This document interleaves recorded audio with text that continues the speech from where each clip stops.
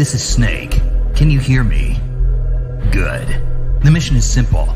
Put your geek pants on and infiltrate Foxhound. If you need backup, contact Ken and Chris on their codec frequency.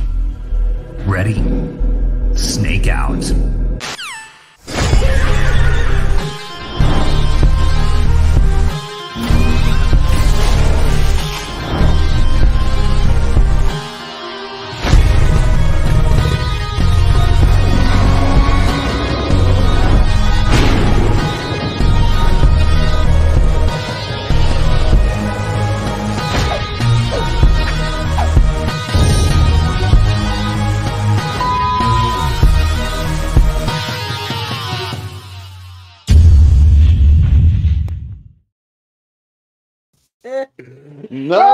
Hey everybody, welcome back to another Geek Pants, and this is a special one, especially special for one Kenneth Levitsky. Yeah, that's right. I pitched this to you and you're like, yeah, and I was like, yes. But it was my idea for 180. It was 180 was all yours. So just to bring this up to speed, so yes, at 181, Kenneth was like, we should do a Wolverine appreciation thing, and I was like, yes, that's a great idea. And then I thought, what if Kenneth did some sort of foreshadowing for 180?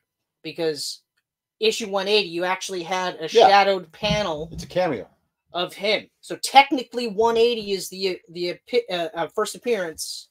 So you can argue that, and I'll let you argue that. But of course, the full appearance is first full appearance. Yeah, the cover, whole 9 yards cover.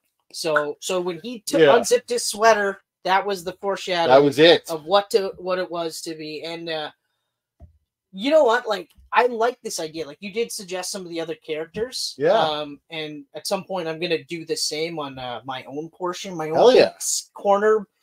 Once I fucking get through all this stupid procrastination stuff. But I am working on it. It's tough. I am working on it. It's tough. You know what the hardest part is? When you have to when you're a procrastinator, and then you have to work to not be a procrastinator. Yeah. Oh, do you ever want to procrastinate when you don't want to work on being less procrastinator? Oh, man. But the struggle is real. Oh, frick is it ever. Oh, it is. Fuck, man. And you work and you get home, you're like, I don't want to do any work. Even fun work. Even just working out is one of those where I'm like, oh. And I'm getting in the habit of that. So now it's just like getting into the habit of that, but also incorporating more things into it. Yeah. And also just doing it. Like, that's, you know, people say that, like, oh, just do it then. Just do it. And it's like, cool. Easy for you to say. Yeah. You don't have all of this shit up here that's like, well, but if you do this, then this will happen. Or what about this? Or what about that? Or shut up. So it's not just do it. It's, I have to work on the underlying issues as to why I procrastinate. Well, you know how it works. I know. I mean, some of the Geek Pantsers out there know how it works. If you looked around this room right now on the other side of that camera, you could tell some laziness goes on around here. But you could also tell some of this, like, it's almost like I feel like it's similar to me where you'll hit a zone point. Yeah. And then you're just in that zone. And then you're done, and then you're like, okay, see you again for never. Yeah, exactly. Never. This was great, but see you never. I will never ever revisit this ever again. Until the next time I'm in the zone. But that's the other part is you never, like, the zone isn't like, okay, I'm gonna put myself into the zone and I'm gonna do this thing. It's just all of a sudden the zone grabs you and goes, we're doing this, and it doesn't matter what it is. Yeah. Laundry, we're doing it. That's it. Now laundry's done. See you next week. You're in the laundry zone. Yeah. Yeah. It's a shitty zone to be in, but it's got to be done. I actually don't mind doing laundry. Really? Yeah. You know why? Because you put the laundry in, and an hour and a half later, you put that laundry into the dryer. Yeah. And then so far, it's all easy. Yeah. Hour and a half later. It's when the dryer's done, then you're like, ugh. I actually don't mind the folding either. Oh, wow. I don't mind the folding. Yeah. Sorry, ladies, he's taken. You shouldn't say sorry. Like, yeah, I fold my laundry. Like, I do the laundry, but there's a bunch of things I do that. But then I throw it at my wife. Here, why don't you put this shit away? Oh. No. I mean, no, but it's, yeah. You know what's crazy is that to be classified as a male, like as a catch, you just say he does the laundry. Yep. That actually works for some women. They would go, he what? Yeah. He does like. Do you have to ask him? Almost never. Like rarely. And in fact, when Michelle does ask me about it, it's not, are you doing it? It's, are you doing it this day or this day?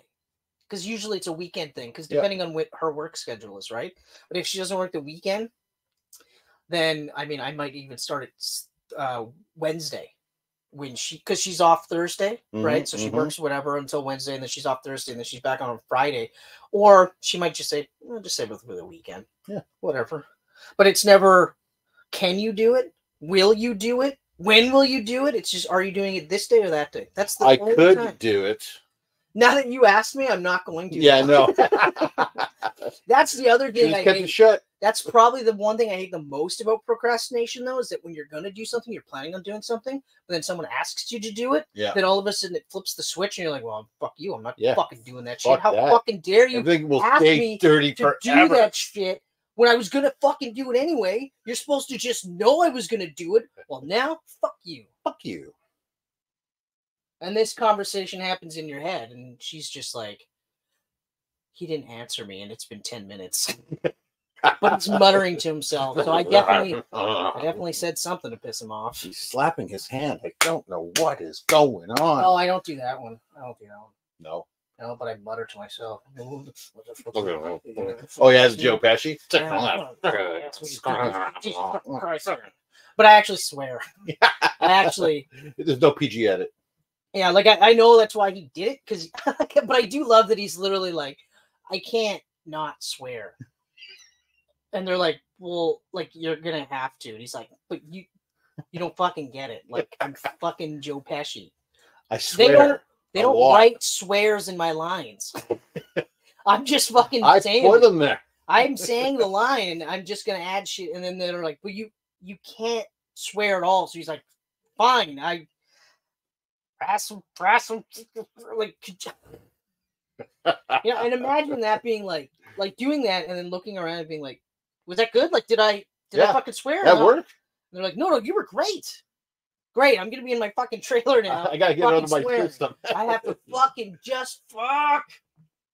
Kevin Macaulay Culkin's just like, I learned so many words. None of them good. They're horrible. Anyway, Wolverine. Wolverine, yeah. This is going to be the Wolverine episode. Well, first we will touch upon Jonathan Majors has officially been found guilty of assault and harassment, and as of 45 minutes ago, he has been dropped as Kang the Conqueror. Gone. Finished. Fired. And I said this before we went live. I will give them credit for not knee-jerk cutting him loose, and just like, I mean, the cynical part of me was like, they're hoping that it just kind of gets swept under the rug and that it'll no longer be a thing or whatever. But I'm glad that at least when it came down and they were like, no, he totally did it. That we've got him on video and there's recordings and others, blah, blah, blah. There's enough evidence to say he did it. Then they're like, okay, well, now you're gone. You're gone, bud. If they were smart, they would have just got rid of him to begin with and did some reshoots on Loki season 2 to write him out. But again, it's a tough call because especially, for his character especially. Yeah. Characters. Because at some point, one of these characters that he has played would have been the official Kang bad guy. Instead of having him live in it. Yeah. Which we've ranted enough about that, so I don't want to get too sidetracked on that one. But so now we can finally talk recasting.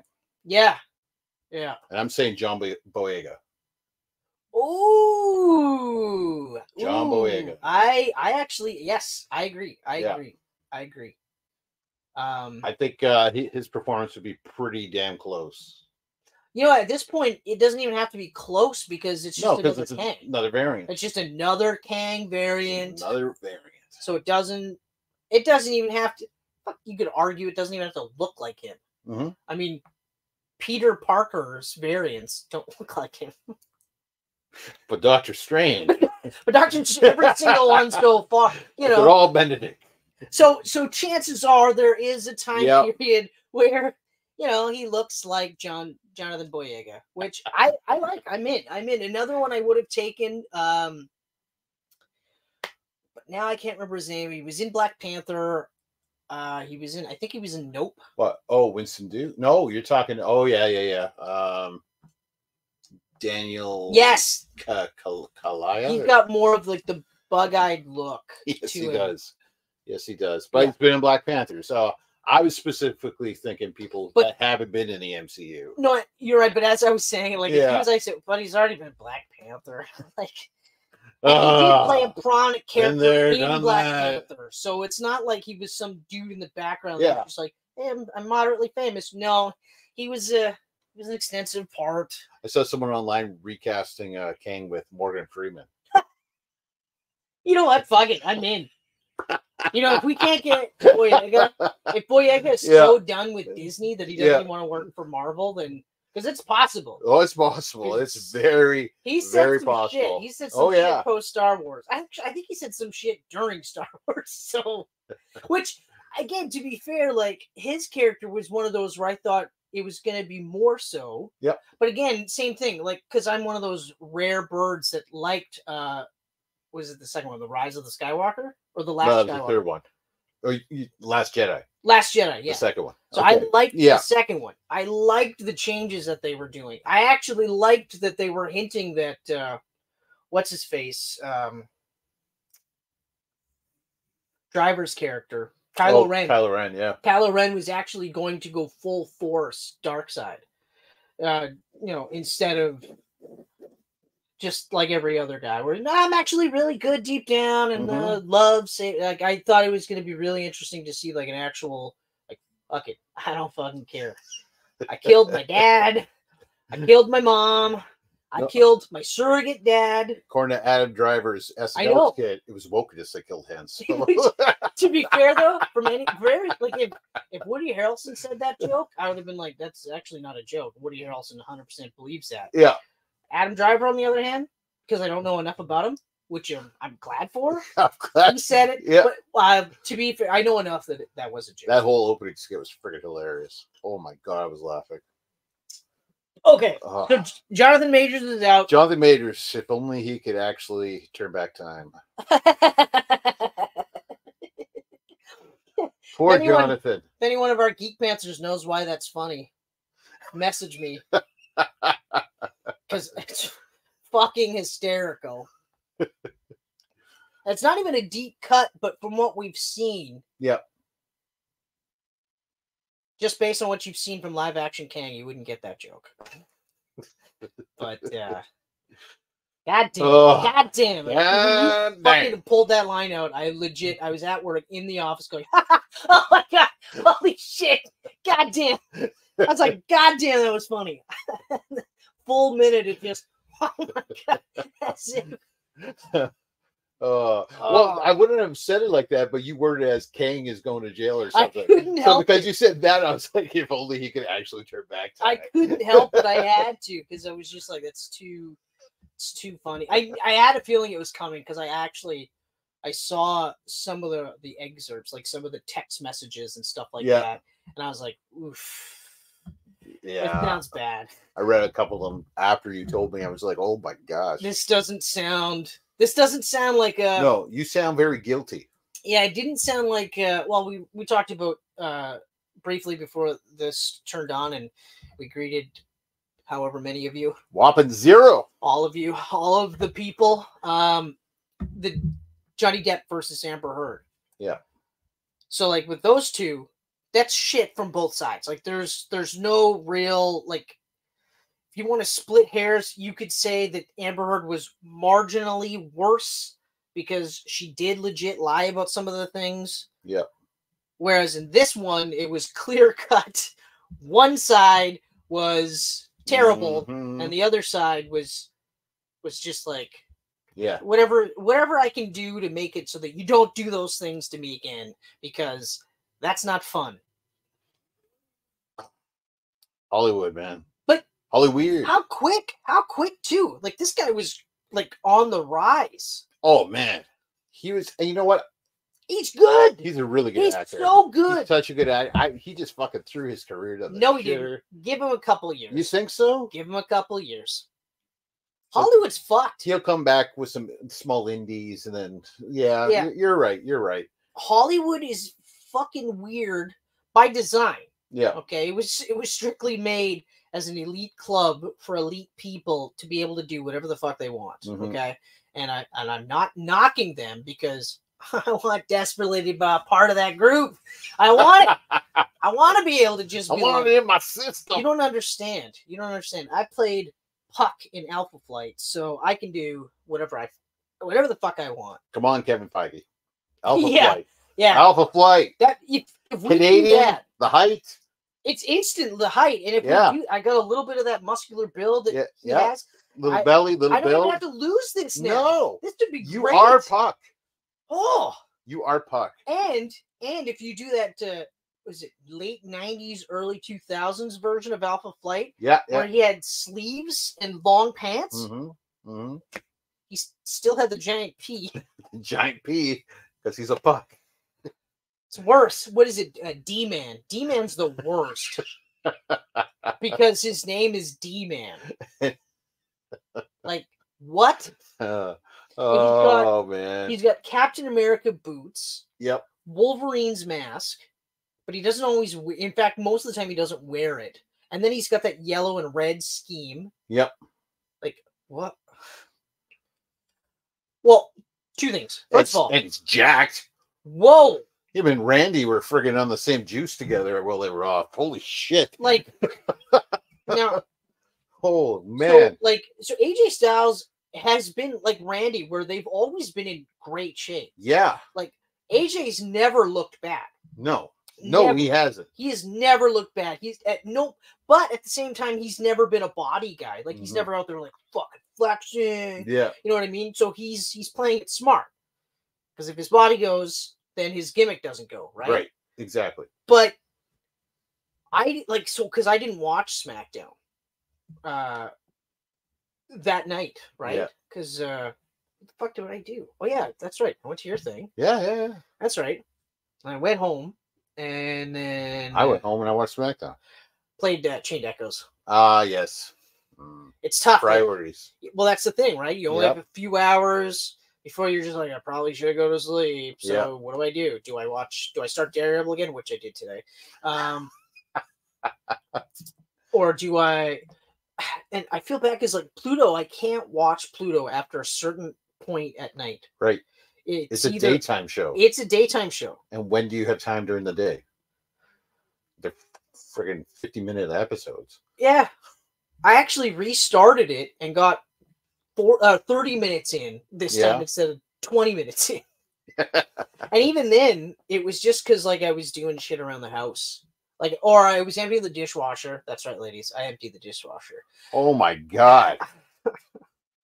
I don't fill it because I don't know how. Apparently, the way I fill it... Wrong. It's super wrong. Super wrong. I did it once. Cups on top, plates on the bottom. Super wrong. This is how super wrong. I did it once, and there was no, like, tutorial on how I should do it. It was just, you know what? What if I filled it and you emptied it? I was just like, sure. I don't fucking care. Okay. Now that I've emptied it 100 times, you think I know how to fill it?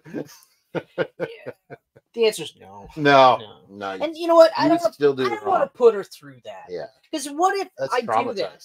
And then she has to sit there and be like, if she says this, I thought we had a discussion about this. Because if you start a conversation like this, it's not good. We had an agreement. You're right. We did have we had a discussion, and we decided that I was going to empty it and you were going to fill it. So what happened? I thought I could handle it. I'm fucking stupid. How crazy. You'll never have it again. I took a picture of the finished product, and I thought if I mimicked that would be fine. But apparently that's the dumbest thing ever. So wrong. Anyway, I'll be outside cleaning up the dog shit. Because I do that too without being... Anyway, it's like... your dog, you got to clean that dog. Holy crap. I let it sit. You're not missing that. I did actually for a couple of days. Really? And then Sunday, I was like, "You absolutely Full have to go landmine." Absolutely, and sure as shit, I was out there for almost an hour. Yeah. And it's my own fucking lazy fault. Shit must be the size of your arm. Some of them, with like chunks of fucking blanket or sheet. Like, and I'm like, dude, like, how does that feel when you pass that? Like, you just forget that you ate parts of your blanket, and then when you pass it, you're like, oh, this is uncomfortable, and then just go about your day? Yeah. And the answer is yeah. That was uncomfortable. That's exactly what he does. He's just like, oh, that's a tough poop. Anyway, I gotta fucking eat. Snack on my blanket. A little bit of body floss. So anyway, yes, AJ Styles is fucking jacked. The only thing I can say for him though is I guarantee you his wrestling style, because every year that he gets older, he does less and less high flyer stuff. Yeah. So he's going more ground based. So good for him. Yeah. Although the LA Knight stuff, I guarantee you that the gimmick, the angle that they're gonna play, and to be fair, LA Knight and AJ Styles at WrestleMania, I want him to win that title though. I want him to win. Well, that's his thing. Where's that with Logan Paul? Because the whole time I was thinking him and LA Knight at WrestleMania. Well, I think what it is that it's like I said, AJ got put out by the bloodline, just like Randy Orton. Yep. So, and LA Knight out of nowhere is just like, I'm gonna destroy the bloodline. AJ's like, fuck that. No, you're not. I am. If Randy doesn't. Yeah, I'll check you. Essentially, I'll look at Randy and be like, yeah, what I'm saying is I'm fucking next in line. I'm fucking next in line. So don't fucking try and hop, skip, jump over me, bud. And I guarantee you that's how they're going to play it. Well, that's what I was thinking, like Elimination Chamber is between Royal Rumble and WrestleMania. But yeah. So have the men's Elimination Chamber, winner takes on Roman. Well, because you already got 3 of them there, plus you could throw in Cody. Well, this U.S. title match, like the tournament. Yeah. The winner faces Logan Paul at Rumble, though. At the Rumble. Right. Okay. So AJ Styles and LA Knight need something to do. So why not have them have a match? And it's just keep doing the same thing they're doing with LA Knight. Pair him with these upper elite guys. Yep. And if he gets better, keep pushing him. Yep. If that pop keeps getting and he is so over. Oh, he's so over. Oh, he's in the ring with Reigns and Randy and AJ, and his pop is just as loud as the rest. And the second that AJ hit him, they were like, heel turn, immediate heel turn, because the crowd was like, dude, what the fuck? Yeah. Why? You know who that is? That's our guy. He was even at WrestleMania last year, but now he's our guy. Exactly.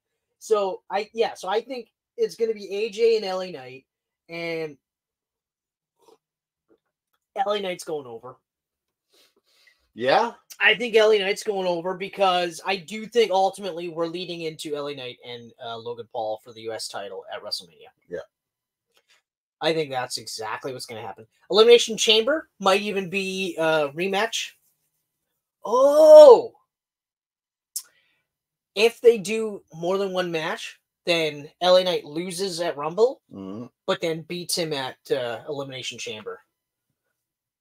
And, beats him decisively. Yeah. Yeah.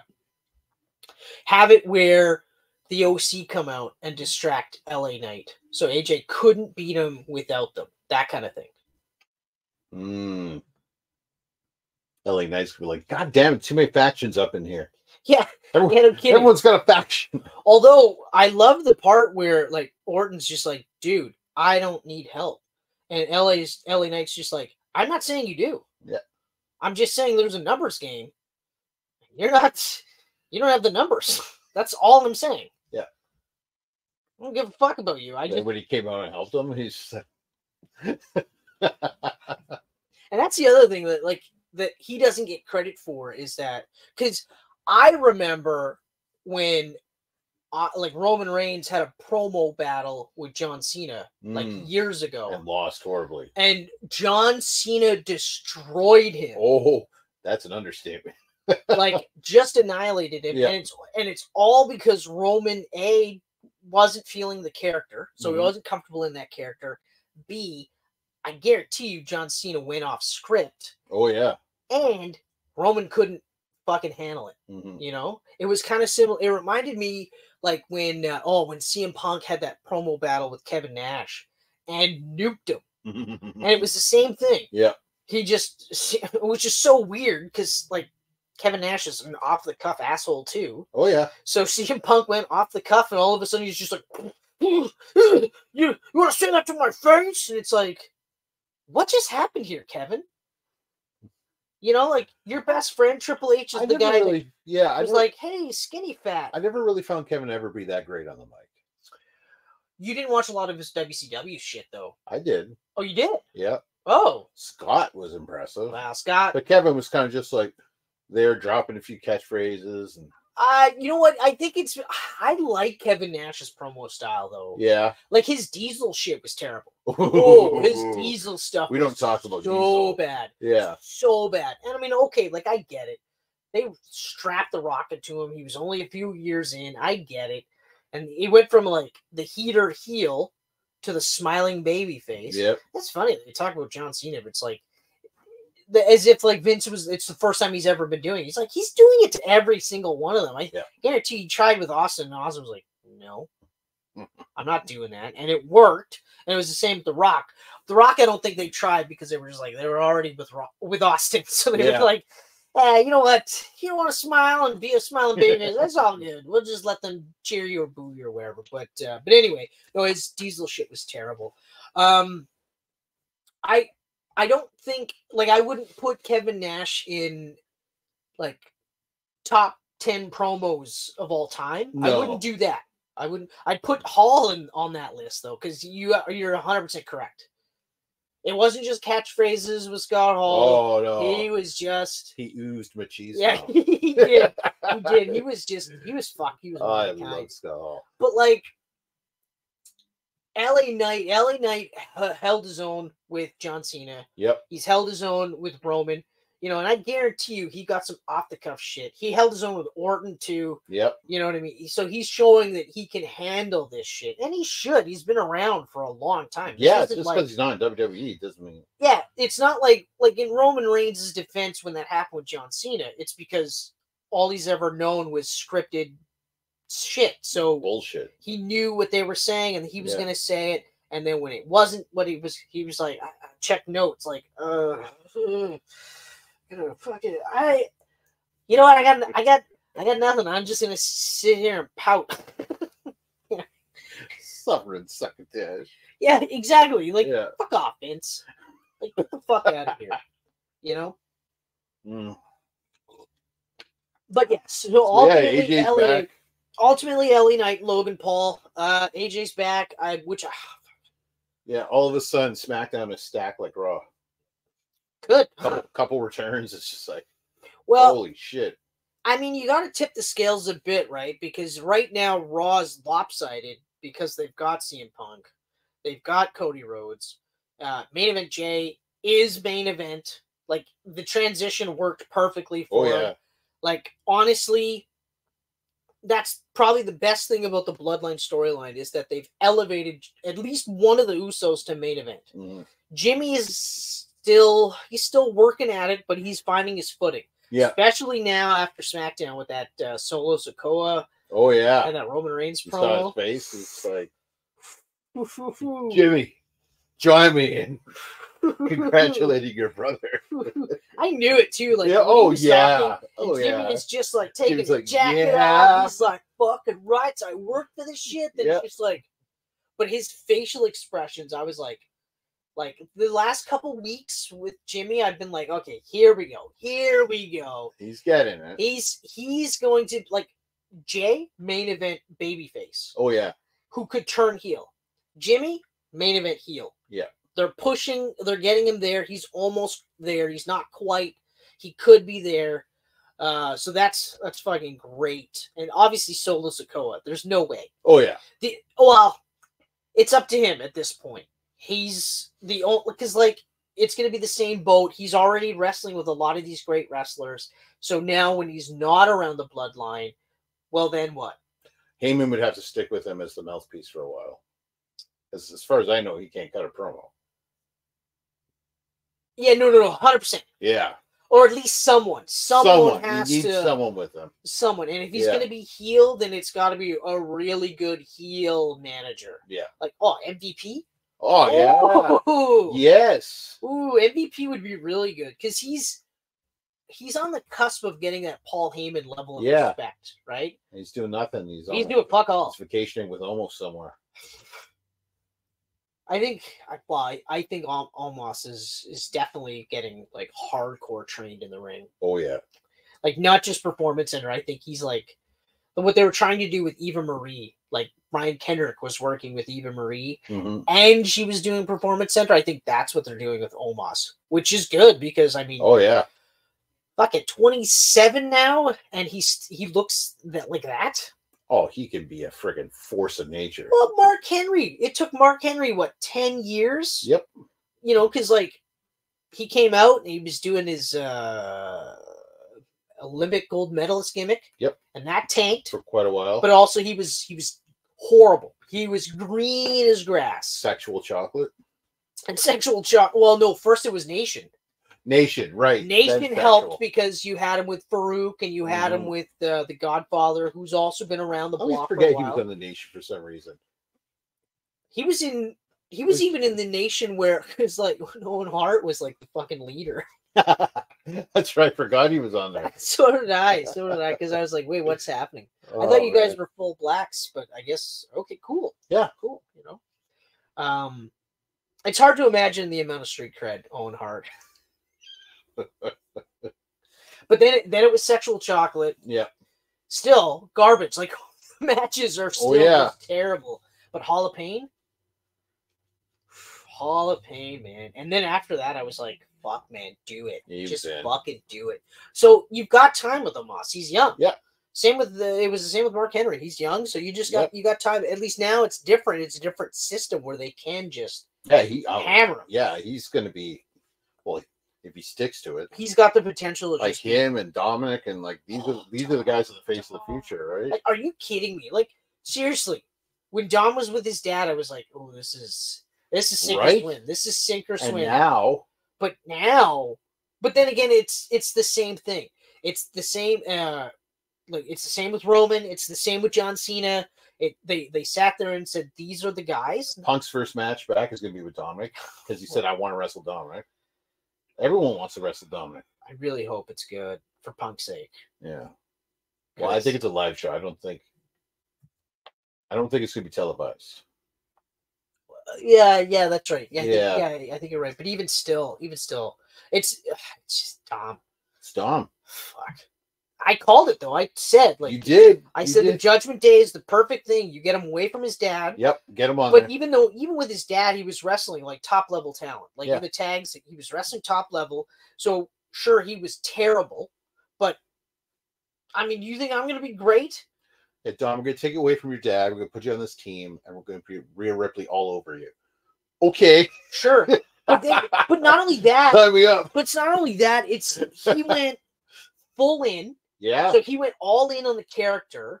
And then, of course, Hard Time Dom. Hard Time Dom was the one missing piece. So then when he came out and he cut that promo where he was like, I've been in jail. Like, I've served hard time. You know, and it's just like, dude, you're only in there for like 4 hours. You know, and the rest of Judgment Day is just like, he's so badass. He's so hard. Like, you're just like, this is fucking ridiculous. And I was like, there's no, how does this not get over? Of course it does. Yeah. Of course it does. And then, like, and again, so he's surrounded by great wrestlers, all of them.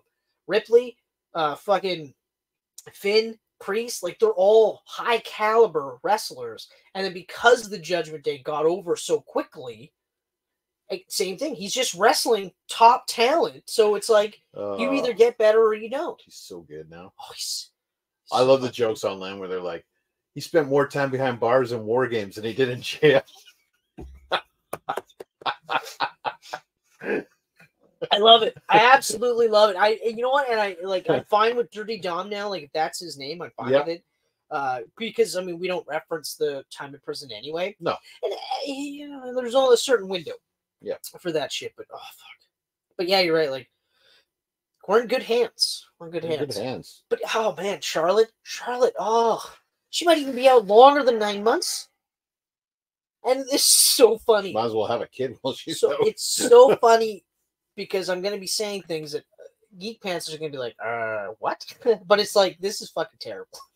Yeah. Honestly, like, I don't want her in the main event. I haven't wanted her in the main event for quite a while. Okay. I kind of hoped she was going to do something like Becky Lynch did for the last, like, 1.5 to 2 years, where it was just like, yeah, okay, 2 years ago she held the belt, she put over Bianca, and then it was just putting over everyone. Yep. Like, even in defeat, she's building people up. Bayley the same way. Bayley's got to get a title soon. But, man, I did not want Charlotte. I do feel bad for her. I mean, I did not want Charlotte. These wrestlers got short shelf lives, and that's almost a whole year off her career now. Exactly. You know? Exactly. Exactly. I do hope that she stops doing the moonsault. At least to the fucking outside. Like when she came down straight on her leg. Period. Just drop it, period. Yeah. Stop doing it anyway. Because she doesn't need to do it. That's the thing. She doesn't. She's past the point where, like, she needs to do that. Yeah. She can do other things. You know, like, and it's funny because she used to do the corkscrew moonsault. Oh, yeah, yeah. And then for some reason she stopped doing it. And I mean, it's not even that good looking. Okay, like, that's part of it. It's an ugly looking moonsault. It's never looked great. Yeah. The corkscrew was cool because no one was doing corkscrew. But I mean, I guarantee she dropped it because there was a higher chance of injury for her and others. So that just stop doing it, and that's fine. Yeah, you have no control over it. You're one of the best wrestlers on the planet. Yeah. You don't need to do that move. I know she's up. And, like, it's not what I wanted. No. Just so we're clear. No. I didn't want her in the main event, but I always said she's there for a reason. Yeah. Because she's that good. Because she's money. And she's the same thing, sink or swim. Yep. If she wasn't a good wrestler, she wouldn't be where she is. Eva Marie is a prime example. Eva Marie is visually what they want their wrestlers to look like, and she couldn't promo. Yep. Which is weird because she's trying to be an actress. But also she couldn't wrestle to save her life. Now, of course, the gimmick was that she knew she couldn't wrestle. Like, she was going to have shit matches, try to dodge matches. That's fine for a while, but eventually, it's like Orange Cassidy. Eventually, you have to wrestle and be a great wrestler. Yeah. You could do this gimmick for so long, but if you're not a good wrestler, eventually this won't it won't keep you over. Same with Danhausen. Mm-hmm. Eventually, you have to sit there and go, like, because that's the other thing. Like, if people go, yeah, I don't get those characters, I'm like, I understand why you don't get them, but you should give them a chance because they're both two fucking phenomenal wrestlers. Yeah. Okay? And when they go, oh, yeah, but no, I don't care. Give them a chance. Watch their matches. Okay? You will, if you like wrestling, and I know that's hard to say, but if you like wrestling because it is subjective. Yeah. Like, I mean, you can tell me you don't like their style, but you can't tell me those are bad matches. Yeah. And that's not subjective. That's completely objective. You can tell me you don't like their style, you don't like what the things they did, but you can't tell me that you weren't just like, oh, you didn't forget that this was a fake fucking wrestling match that you were in, and you were like, oh. Fuck, I love Danhausen. When he got to AEW, I forget who it was, but they pulled the table out from underneath the ring, and Danhausen was on the table. Oh man, I was like, oh, Danhausen, he's an AEW. Yeah. So that's it for me. That's it. Yeah, we covered Charlotte's injury. Yes. It's absolutely brutal. It's terrible. We talked about AJ's body. Well, even just his return. It was great to see him back. Yeah. Absolutely great to see him back. I was pumped about that. But yeah, it was one of those where I'm like, oh, fuck it. Whoa. Right? God damn. When he took the shirt off, I was like, what? What happened? Like, whoa. AJ went and took someone else's body. But so I think you're right. Like, him and Orton were on the same juice cycle. Oh man.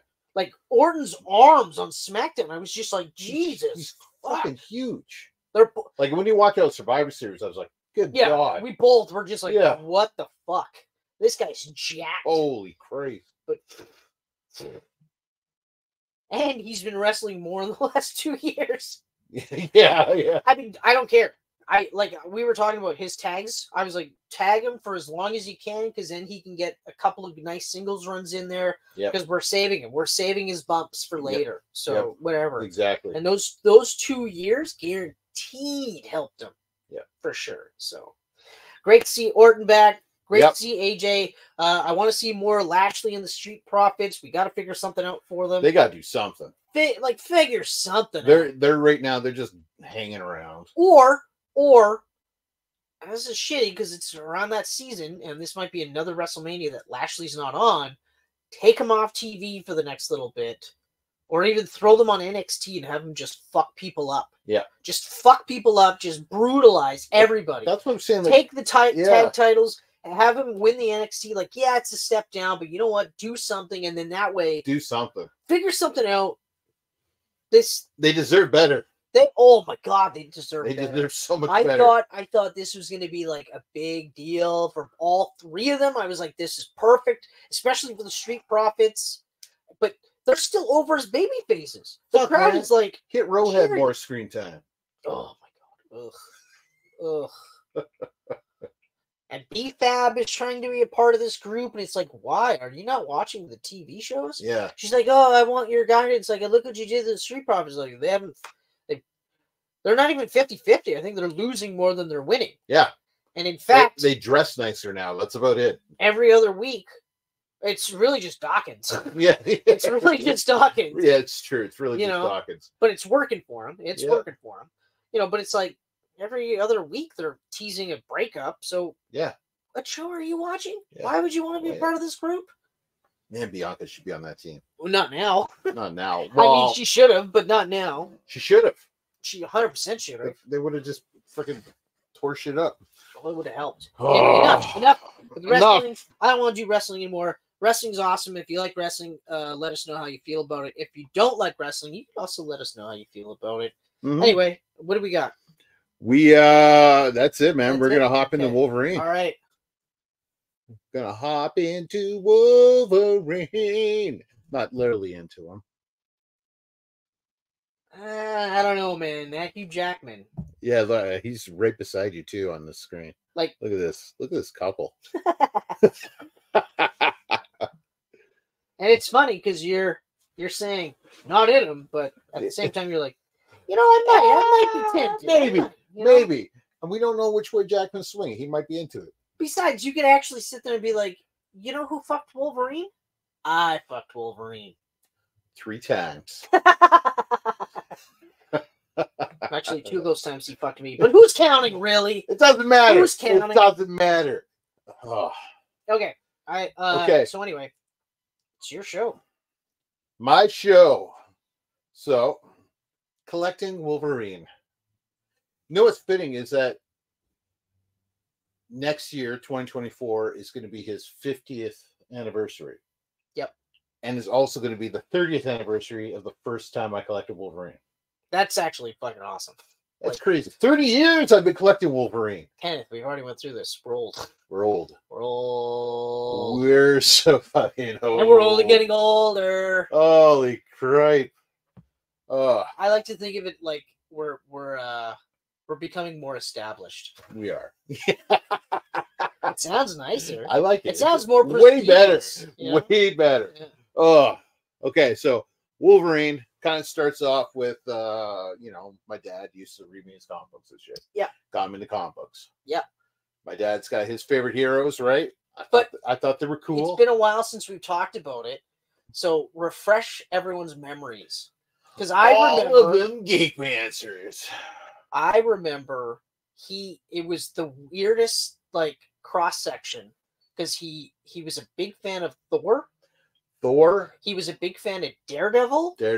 And he was a big fan of Silver Surfer and Cosmic Silver Surfer. And I remember thinking to myself, and then the Marvel Western stuff that we don't really care right. about. Yeah, that's right. That's right. Two-Gun Kid, a Ride Kid. Okay. All that stuff. Yeah, that's whatever. Fine. Whatever. But I remember thinking to myself, wait, what a weird, there's no, there's a little crossover with Thor and Surfer. Thor and Surfer got a little bit, but that's it. But then you got a blind lawyer. Yeah. Yeah. Daredevil of all people. Blind lawyer ninja, I guess you could say. Yeah, well. But still, no. Was he even a ninja back then? I guess. No, because your dad was like early 60s. Yeah, he was in like round 4, right? Yeah. So no, he wouldn't have been there. I don't think just a blind. I don't know if he would have liked the Miller stuff. No, I don't think he would have. The good guys are dying. Well, especially because like Frank Miller's stuff was like he didn't like that he had powers. So he didn't say like he got powers from the chemicals or anything. Yeah, the chemicals blinded him. But it was Stick's training. Yes. That amplified his senses. And I was like, okay, like that's fine and all, but shut up. Shut up. Fuck off with this shit. Fuck yeah. So yeah, those are my dad's 3 guys. So my dad read me those comics all the time when I was a little kid. Did he have a little bit of Space Knight too? Rom's Space Knight? No, we never read that. No. How did we read Space Ghost? Right. Rom's Space Knight was late 70s. But how did we end up reading Rom the Space Knight?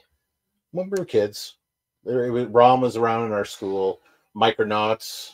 Oh yeah. That's right. Because I like all of those. I was a big fan of Micronauts. But yeah, you're right. Marvel had a lot of properties back then. Yeah, right? that's right. Yeah. Because that was toys too. Yep, toys. Those were both of them actually. Micronauts and Rom. Yep.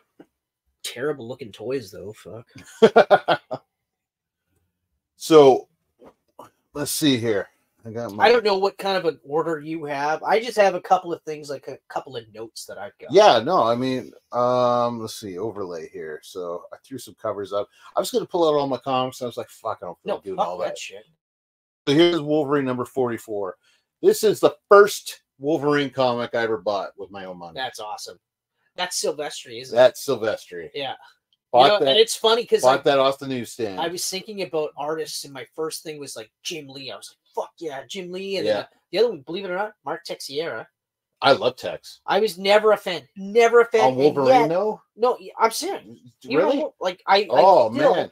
But my brain goes to that because he was on there for a long time. He had a very definitive run. That and Ghost Rider, he had big runs. Yeah. Yeah. Ghost Rider, I see it more.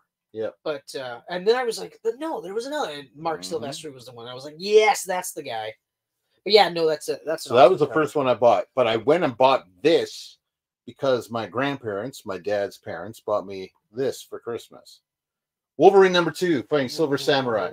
So that was wrapped up under the Christmas tree for me. That's a Buscema right there. That's a John Buscema right there. Buscema so this is my my contribution. It's Uncanny X-Men. Oh, yeah. Any cover with him and Sabretooth going at is awesome, but that is probably one of the most iconic. That's one of my favorites right there. I was just like, Uncanny 213. The 213. Yeah. Uncanny 213. Check it out. And then of course there's that one.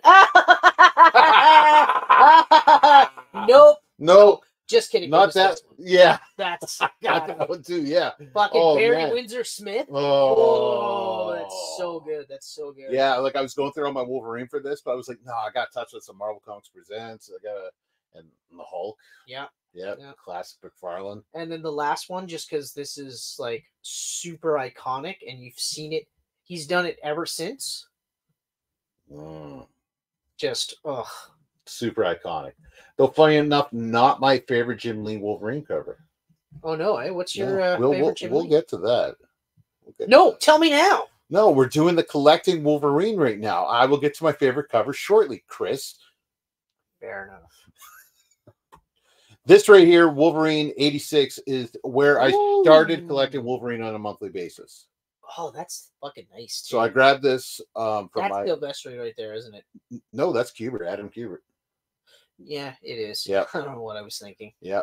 Wolverine and Forge on the hunt. I saw that cover in the store and I was just like, that looks awesome. And I was like, oh, Wolverine. I used to buy this guy. It is awesome. So right after this is when I started going to Hill City. Like a month after this. Nice. So, and then that went to Kingdom Comics and then eventually became Comics Plus. Yep. Yeah. And Wolverine 100 was a huge thing at the time. Oh, I just remember really being pumped. That was like, oh, it's the 100th issue of a comic I collect. Yeah. And that was a sweet cover too. It had like a hollow foil cover. Plus they ripped out his adamantium in that one. Ripped it out. No, this is where they're putting it back on. Right. Magneto ripped out Fatal Attraction. That's right. Right. Yeah. That's right. But when they put it back on, it turned him into Monster Wolverine, where he had like the friggin' when they took it out, the gorilla face. No, gorilla face was when he didn't. No, it was right after this. No. Oh, yes. Because that's what they said. The reason why he was de-evolving was because of the adamantium. It was preventing him. They were trying to put it back on in this issue. They didn't succeed until issue 144. You should fucking say that part. You didn't say they didn't succeed, you asshole. So you fucker. They were trying to put it on. Now you're right. And they turned him into Beast gorilla. When he had the fucking bandana. Like the bandana, yeah. And he just and for some slowly reason got back to this. His gloves got shorter. Yeah. Like, why not just take them off? They're all ripped up and stuff. Like they're barely his on. His fingers are out. They're barely on, and he had fingers, so it was like, why even with fingernails? Bother, but okay. Yeah. So you're making me mad when you do that. Sorry. My bad. It's intentional. Yeah. This was a huge thing when I was collecting Wolverine. Well, yeah. Origin. Now, here's something funny for people that were born after Origin. There was a point in time when no one knew anything about Wolverine. Just bits and pieces. Little teeny pieces and like here and there. Tiny bits and pieces. Like, we knew he was part of Weapon X. And we knew that Sabretooth and like Wild Child were all these little things. Deadpool. Yeah. What was another one? Kane, I think, was another guy that was on there. Maverick. Oh yeah. So yeah. Yeah. But that was a huge event. And this was controversial because there was a large group of people that were like, no, don't fuck. They were like almost boycotting it. Yeah. They were almost canceling it. I'm pretty sure Jenkins said, because I was Paul Jenkins, I'm pretty sure he said he got death threats. Oh yeah, no, it was huge. It was one of the first times canceled. But I'm honestly glad that they did it. Because I was one of those guys where I was on the fence. I wasn't sure how I felt about it because I liked the idea of the mystery. I did too. I liked the idea of the mystery, but at the same time, it was so well done. Yeah, it was fucking incredible. So yeah, I've been collecting Wolverine pretty much nonstop. I'm actually a little disappointed one of your comics didn't make the list. Number 50. Oh, you knew. I knew. Now, why would I say that? I put it on the list. My hard-earned money, that's why. I put it on the list, and for some reason, the photo didn't upload.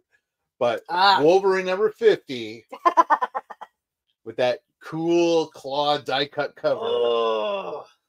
Crisp off for me. The only thing that's embarrassing about it, though, I did tell him, though, was I read it before I gave it to him. You did, yeah. I full on read it. Full on admitted it. I remember flat out said Steve had that on the wall. Yeah. And then I went in there to get my books, and it wasn't on the wall anymore. Yep. I was like, "Fuck! Someone bought it." Yep. I was definitely gonna get that. Yep. I know. Oh man. I had to. I absolutely had to get that for you. But I was just like, "Here we go." But I totally read it. And you were just like, wait, what? And then you were like, oh my god. And then you're like, yeah, I don't blame you. Yeah. So I was like, yeah, see, I remember that shit. I was like, you know what's really awesome? I was like, are you kidding? Yeah. Are you There's kidding? actually a few books I didn't put on here. I was gonna put more on here. I got all my favorite covers and shit, but my Auntie Linda used to take me comic book shopping for my birthday because she's a big collector. She loved Olivia Newton-John and her Elcowns. Oh, yeah, that's right. She's got her scrapbooks, her giant collections and stuff. So she got it. For me to love something that much, she just ate it up, right? It took me out. And so we actually picked up a lot of comics together. Wolverine number 1, she bought me. Oof. Which is apparently not on here either, even though I also uploaded it. Oh, well. Now, are you talking like the miniseries number 1? No, I'm talking about the ongoing one. The Buscema, that classic standing on the body of piles with the black costume. Right. Yeah, the patch costume. Yeah.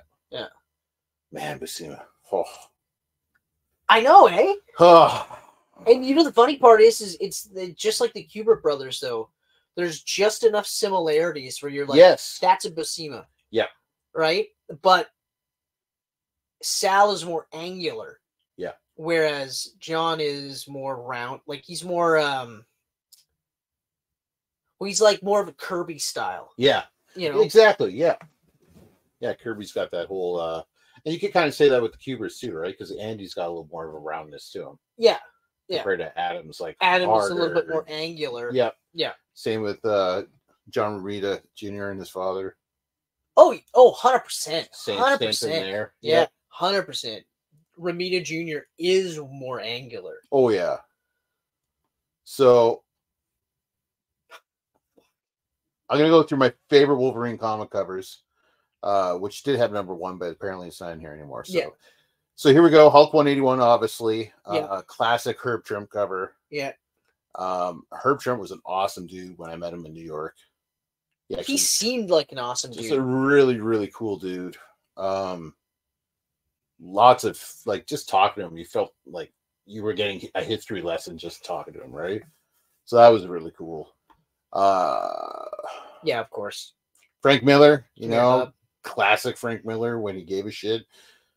That's an iconic cover. That's been so many guys have done homages to that. So many comics. Wasn't that a card in the Marvel Card Series 1? It was. Had comic covers. Yeah, they had the comic covers. They had that. They had that one. Yeah. Yeah, they had a few. Another Buscema. Yeah, of course. Always loved this cover. It's fucking badass. Especially when you consider that like Wolverine's first appearance was in Hulk as the villain, I guess, sort of. Yeah. And then now here they are hanging out all dressed up together. Yeah. And the colors and everything. That's just an awesome cover. Yeah, it's so good. Bill Sienkiewicz on #10. I was waiting for it. That one. But, Gary, I got this from Gary. He had it locked up in a glass cabinet forever, and I looked at it all the time. How much was it? I got it for $25. Not bad. Yeah. Not bad. Got it for $25. How much was it listed for? That he had it listed at that. Also, no haggling. No haggling. Why? If it's not like I haggle the fuck out of him on this because at one point in time I owned this. I had to sell it so I could have shelter and food. I would have haggled on that one too. But holy crap, I got that for $600 off him. I would have said you're not going to sell this. No, you're not going to sell this. I'm offering you cash now. How long is it sat on your fucking shelf? Yep. I would have said that too. I would have haggled on that one. I found it when I was working there. He had it in a cupboard and he didn't even know he had it. Even funnier. So yeah. So get just the fuck out buried of here. away. Just take my money. That's my favorite Jim Lee cover. #24. Holy shit! that one I don't see that colors often. and everything. Everything about the Japanese in the background. I background. was gonna say it's obviously Madripoor. Yeah. Love that cover. That's fun. Yeah, I have to agree. That's fucking awesome. And a couple issues later, I think this is 27. Yeah, Mike Mignola. That's a very good one. That's such a clean art coming from him. Very Mignola is very weird. It's crazy. Like when you look in comparison to his style. It took me so long to realize this is the same guy that was doing Hellboy. Oh man, they're so different now. Oh yeah, his superhero shit, early Marvel superhero shit. It's great. All his Alpha Flight. But it's so different. Here's my favorite Silvestri. Oh yeah, that's nice. That's fucking nice. Freaking gorgeous. Oof, is that ever nice? And then we get to a little streak of Adam Kubert, who is, to me, the definitive Wolverine artist. Yeah, I'd have to agree. Yeah. I mean, it's not just the fact that I started collecting when he was doing the art. Like, he's still doing Wolverine today. Like, he's one of the artists on the new run. Like, it's crazy. And his art looks the same. It's wow. So I love that cover where he's fighting a blood scream. I think blood scream. Probably. Yeah. That one. Oh yeah. Love that with the stretched out logo and everything. So and it's got the bone claws now and they're all busted as shit. That was the coolest part about the bone claws was that they broke. They broke. That was fucking And then he would feel the pain. Wow, I mean he always felt it. He always felt it. Here's my favorite cover of all time. 82. Yes. I totally agree. That's fucking that's incredible. It's so fucking good. So I'm a badass. sucker for black, white, and red. You put those three on a cover together. Yeah. I would not have read Sin City all the way through if they didn't have Still yellow. Read, but I've only read that one. I haven't read anything after that. Was it Hard Goodbye? Is that what the first one was called? Fuck. That's not a Jamie to kill for. No. It's the main one, right? With Marv and everything? Yeah. I just call it Sin City because it's based on the movie. Yeah, that works. The first battle of Wolverine and Deadpool. Yeah, that's fucking cool. You better believe it shot up in money once the movie Deadpool 3 was announced. Good God, yeah. Holy frick. Speaking of shooting up in money, I'm actually glad that they reopened that Superman figure. Yeah. Because that's going to shoot up in money. Like, I will not be able to find it for $30. No, that'll be on eBay for double the price. Easily. Guaranteed. Oh, yeah. Yeah. Wolverine number 90. So this is the Hillbrand Brothers painting. I was just going to say, yeah. It had Adam. So they released this as Wolverine 90. It was a gatefold cover. You got a little bit of Adam Kubert. He had Wolverine and Sabretooth fighting on the right side there. But that has the best Wolverine Sabretooth fight of all time. We were talking about the other night where the claw goes in the eye and everything. Yeah. Oh. Because that's the one where he kills Sabretooth. Oh, yeah. And Sabretooth stays dead for a long time. Long time. I think he fought years. Yeah. Another Kubert.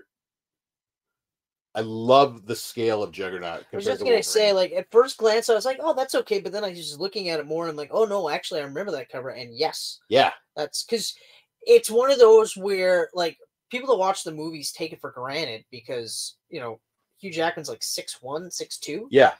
Wolverine in the comic books is 5'3". Oh, you tiny little dude. 5'3", 200 pounds. Yeah. So, yeah, like, it's no, I mean, they did a good enough job, like, matching him up with big dudes and shit like that. So, to be fair, they weren't trying to make it seem like he was super tall, but it's like he also wasn't. Well, that's the thing. Like, Sabretooth's not big. He just always looks big compared to Wolverine because... Oh, I think his height is like 6'4". 6'3", 6'4". I thought he was a 6'6" guy. Oh, yeah? Oh, maybe he is in the higher sixes. I thought he was 6'3", 6'4", or something like that.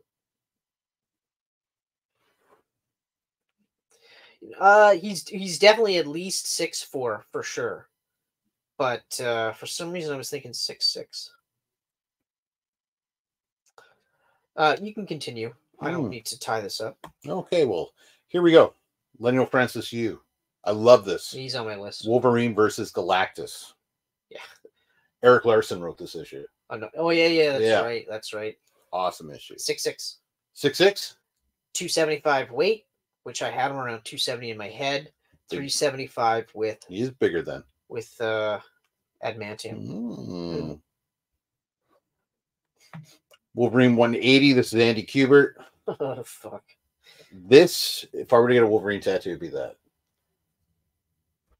Oh, see, I wouldn't.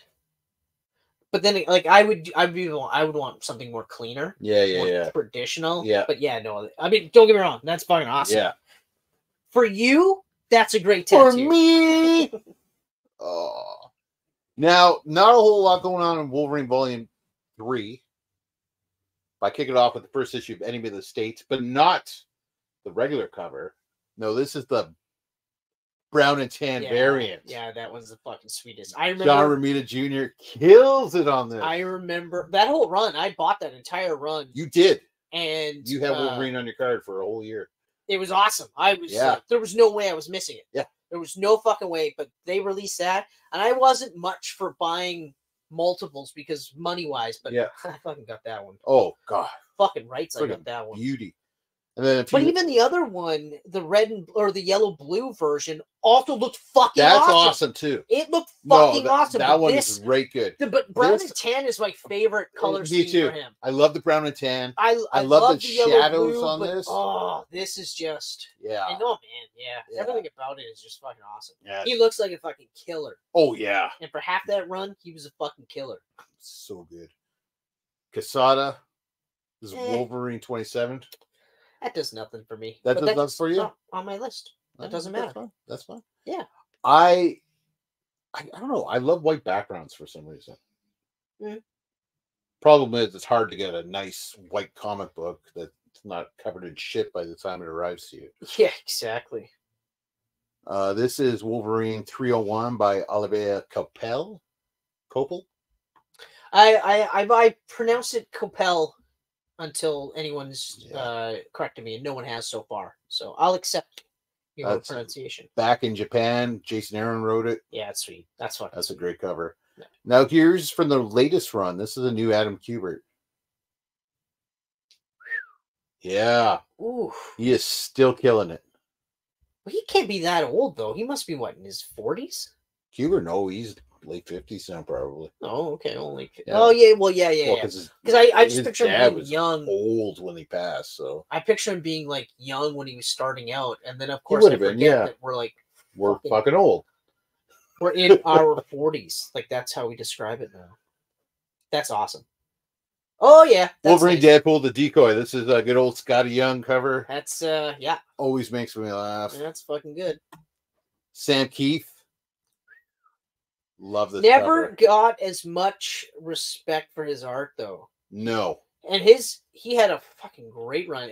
Was it Marvel Comics Presents? He was one of the guys. Huge run. That did his Wolverine was fucking. I always loved his Wolverine. Did he co-create Cyber? I believe he did, because this is Cyber right here. I'm just trying to think, like maybe like in terms of visual, maybe not necessarily the character itself, but Cyber was awesome. I love Cyber. Like one of the when I touched my favorite villains later, like I loved Cyber. In fact, I didn't put Cyber on my list, and I'm like, how did I not think of Cyber sooner? I remember thinking it was so awesome when Wolverine killed him, but then I was bummed because Cyber was dead. Right, exactly. Exactly. I was like, God, I love that villain. He killed him to take the adamantium off his arm, so that he could get it back. That's right.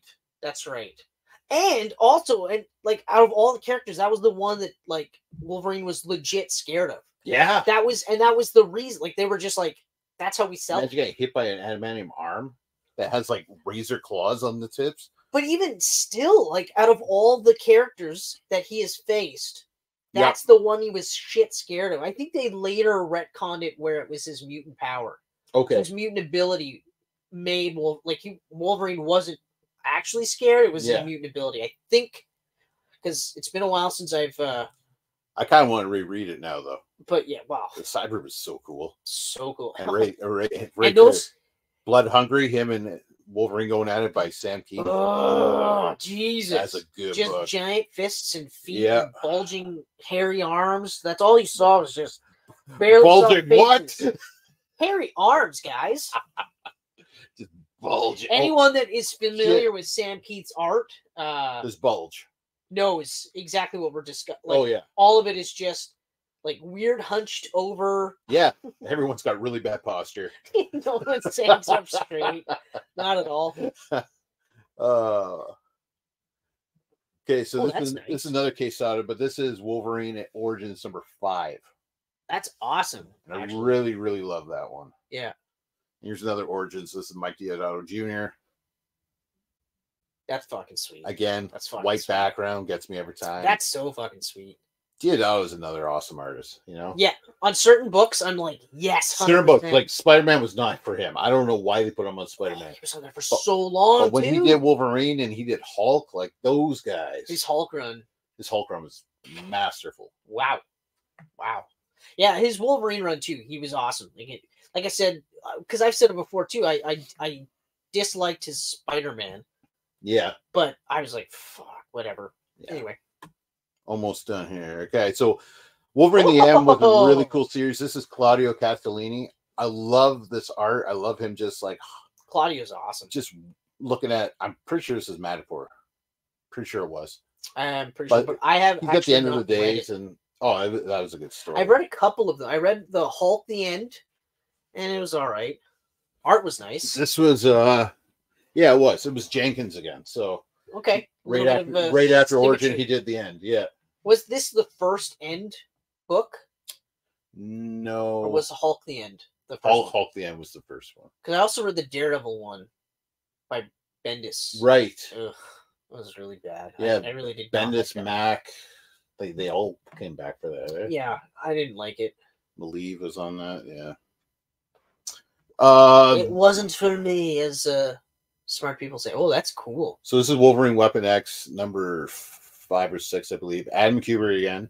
This is the first issue introducing Dr. Rot, which was Jason Aaron's take on a Joker villain for Wolverine. Oh, very cool, very creepy villain. Oof.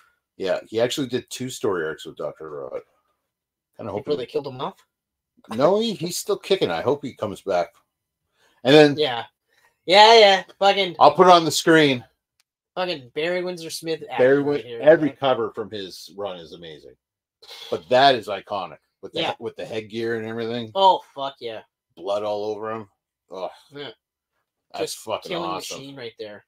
Just awesome. And when they did that shit in the X-Men movies, I was like, oh fuck! Yeah. Holy shit! What was it? Apocalypse? Yeah, it was Apocalypse. It was Apocalypse. When the younger team find him and he's got the headgear and everything. I thought it was Dark Phoenix. No, it was Apocalypse. I think it's been a while since I've watched. I don't even think he was in Dark Phoenix. I think he set that one out completely. I think you're right. Anyway, regardless, but yeah. Especially because we got Wolverine Origins, and they did some cool shit with it. Yeah, there were some things, some cool shit going on. Some cool things in it. Yep. So then when we got that visual, because like it's for me, it was one of those I didn't know I wanted that until I got it, and then I was like, oh yeah, that's right. Yeah. He had that giant fucking helmet on. Oh yeah. And all the cords and shit, and he was just. He had the longer hair, like super naked too, like super naked. Yeah, it was straight out of Windsor Smith's book. I was just like, "Fuck, man, that was so cool." Fuck. So that's it. That's my favorite covers. All right. Touch on favorite stories now. Well, actually, I'm gonna step in a little bit. Let's do it. One of the reasons why I'm a huge Wolverine fan. Oh yeah, okay. Is simply because he was a short Canadian. Yeah, and I was a short Canadian. Yep. The second, like when I got Marvel cards, and I was like, he's 5'3". Holy shit. Yep. Yeah, it did nothing for Puck though. I was like, fuck that guy. No one likes you, Puck. Just kidding. I liked Puck, but I wasn't. It's a giant P. I mean, really. I wasn't reading Alpha Flight, and like I couldn't get past like. This is funny because I'm a Robin guy, but I couldn't get past the T-shirt. The singlet. Yeah, bare legs and boots, and it was just like, yeah, but you're a grown man. Yeah, why wouldn't you just wear pants? But anyway, so yeah, 5'3" Canadian. Yeah. So I was like, oh shit, this is awesome, and like just Canadian alone, because as a comic book fan, you don't get that. Like you got Alpha Flight. Yeah. But fuck, who read Alpha Flight? Everyone was just assuming Canadian for a long time, though, right? It wasn't until Origin again where they confirmed no, he is Canadian. Yeah. Yeah. And that was the other thing, too. A lot of people were like, no, they're going to say he's American. Fuck that. Because that was a big point. That was a big thing. That was a big And I would have been pissed, too. If all of a sudden we found out he was American, I'd be like, fuck. It'd be almost like finding out the Peter Parker that you've been reading for the last 30 years was the clone. And the Peter Parker that you knew isn't the clone. Right. So that, because I could see why people would be angry about that. Yeah. Oh, I sunk 30 years of comic books into a dude that's not even the real Peter Parker.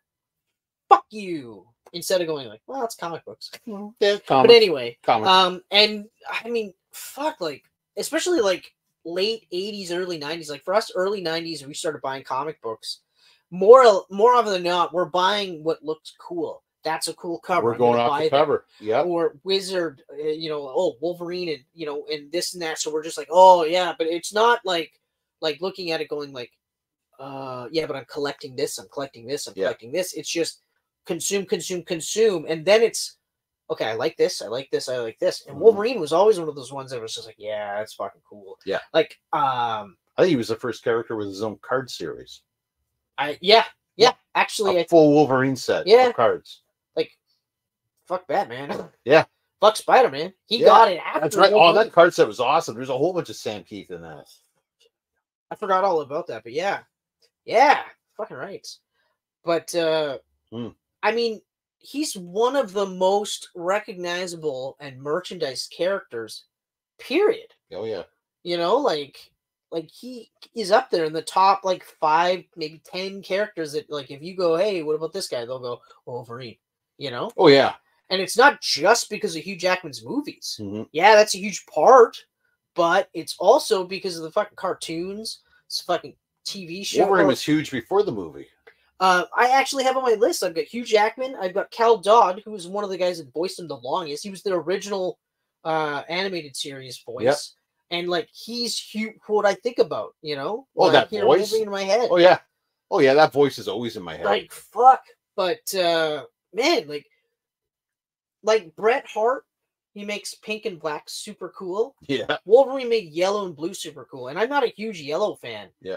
But that yellow and blue suit for the longest time, I was like, man, that's fucking awesome. It doesn't beat brown and tan. Brown and tan is the winner all day long. All day long. Oh, I'm a sucker for the brown and tan. But and the black one, the Bastima one there. Oh, the patch suit? Patch suit's fucking love sweet that. too. You could also call it his ninja suit because it's... I put this up here beside your Invincible. I was like, how fucking weird is it that my 2 favorite heroes wear blue and yellow and black? The same color scheme. Yep. But it's not that fucking weird. It's just... it's kind of funny, though. It is kind of funny. That, like, you know... But, I mean, like, you look at... for me, it's like Spider-Man, Superman. Yep. Blue, red. Blue, red. Yeah, blue, red. You know? Nightwing. Got the blue. Blue, black. Batman. Blue, black. Gray. Whatever. Yep. You know? Yeah. I'm not as diehard a Wolverine fan as you, but it definitely, like... definitely influenced comic books for me. Yeah, I've always been a diehard fan, but I mean, you were always a fan too, because I could talk to you about anything Wolverine related. Oh yeah, and I mean, look at Enemy of the State came out. You're like, yeah, I'm getting that.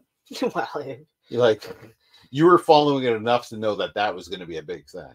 Oh yeah, yeah. Well, I mean, John Romita Jr. No brainer. No brainer. That alone was worth the price of admission. Yeah. But then it was Millar. And he was so hot at the time. So hot right now. So he's so fetch. That's funny. We referenced 2 different movies. Oh yeah. That's awesome. Fetch. Trying to make fetch happen, Gretchen. But yeah, no, he was coming off of like well, it was the Ultimate X-Men, the Ultimate. It was money thing, right? Yeah. So it's like I had to pick. So it was Spider-Man and Robin, or Spider-Man and Nightwing. It was one of those 2. Spider-Man was always there, and then it was like Nightwing or Robin, and then eventually it was just no comic books. Period. Well, you had Dragon in there too. Dragon, that's right. Dragon was always in there too, and then but just like Wolverine was just so fucking cool. Like, and I'm an X-Men guy too. Like I've been an X-Men guy for so long that it's crazy that I look into X-Men comics now and I go, no, I don't even, it's not even close to being remotely for me. Oh, they're so weird now. And it's like, Lisa Krakoa age is coming to an end. Yeah, but you know what? Whatever. Like, I mean, obviously it lasted this long because people were buying it and they were enjoying it. Yeah. So it's great. Like, it's great. I was enjoying it at first until I was like, oh, they're coming out. They're pod people. Yeah, the resurrection. Oh, they're all sleeping together. What the fuck is going on here? The resurrection shit was weird. Oh, and then, they're at Professor Xavier's feet and bowing to him. And then that, like, it just got weirder and weirder. Yeah. And I was like, okay, good thing I'm not buying these books because I'm noping the fuck out of here. You know? Well, I'll say for me, hold on. I don't know if we won't do disappointments right now. But so overall, I got Wolverine is still just like, he's just one of my favorite characters. Like it was so like when Wolverine, like X-Men was coming out. Yeah. Wolverine was the one casting choice that we were like, you have to get this right. Oh, and I was fan casting for years. And so Doug Ray Scott was in the running. Yep. And we both were like, okay. I was okay with Doug Ray Scott. We can, like, I can do this. I'm okay with this. Because he was still taller, but we're like, it was one of the few times that I was amazed that it was just like, yeah, but you're not going to get like Danzig. I remember Danzig, the lead singer, was in the running. And I remember, like, even as a kid, like that age, and knowing who Danzig was, I was like, yeah, but I mean, wasn't Kevin Pollock in running at one point too? Because of his height. I think he might have been, actually. Jack Nicholson was also I think I heard that he was in the running, but it was one of those like. I think he was in the running for Sabretooth at one point. Oh, I think you're right. And but this was like early in the 90s. But he immediately was like, "Fuck off." Yeah, I was like, okay, yeah. I mean, after Wolf, I could see him as Sabretooth, but really. But even then, like, I think one of the reasons why Wolf worked so well is because he was older. Yeah. You know, and then it was like now he's sort of getting younger because of it. Whereas, I mean, say what you will about Tyler Mane, but he's a more believable Sabretooth than Jack Nicholson. Like, if we had got him as Sabretooth, it would have been one of those, like... visually, Tyler Mane's Sabretooth was awesome. Well, except for the eyebrows. Except for the bushy eyebrows. Except for the eyebrows. I didn't mind the long hair and all that. He looked pretty awesome. Like I kind of, and especially because, you know, we're coming to grips with the fact that Hugh Jackman, this guy that we don't even know, is now Wolverine. Yeah. And they clearly, like, they list his height. They were like, he's fucking tall. And we're just like, okay, all right. And then we watch X-Men. We're just like, never mind. Everything's great. Wow, yeah. Everything's fucking great. We only had a couple little pictures that go off from magazines and stuff. Like, we didn't see anything until the trailer was released. That's right. And that trailer, just goosebumps just thinking about it. I remember like getting the publishing class in high school, turning it on and letting it load for like an hour. Yeah, right. And then I watched it at the end of the class. Oh man.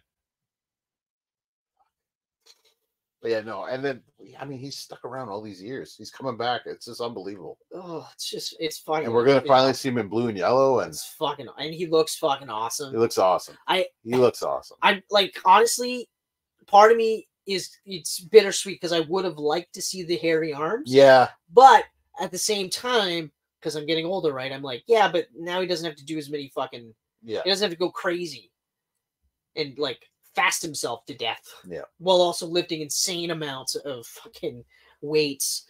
You know, like fully cover his body. Tell everybody that he worked out. Give me a couple of shots of him pumping iron. Yeah. I don't even need that. I don't even need that. Like he's in his like mid-50s. He doesn't need to kill himself for this role. So just let him come back. Yep. Let him have a great fucking time. Like, look how much fun Tobey Maguire had and Andrew Garfield. Let him do that kind of thing, and let him pass the baton off to, here it is. Strangely enough, a variant that doesn't look like him. But the other variants look a lot like the other. And regardless, you know. I'm hoping XC3 pops up and they just put her in the MCU as Wolverine.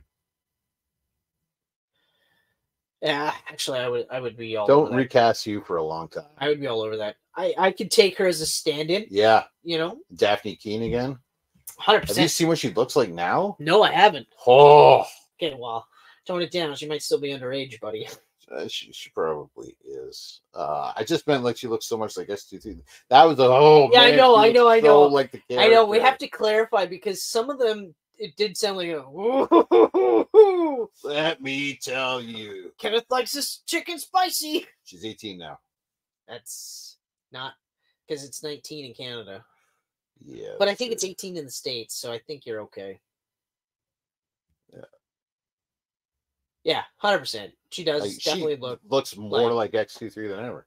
Oh yeah, but yeah, definitely get her back. I agree. Like, why not just go with her? Yeah, you know. In fact, he did kind of pass it on to her at the end of Logan. So spoilers if you haven't seen it because it's 6 years old now. Yeah, and this is still in continuity. So the blue and yellow Wolverine that we're going to get is not going to be. That's right.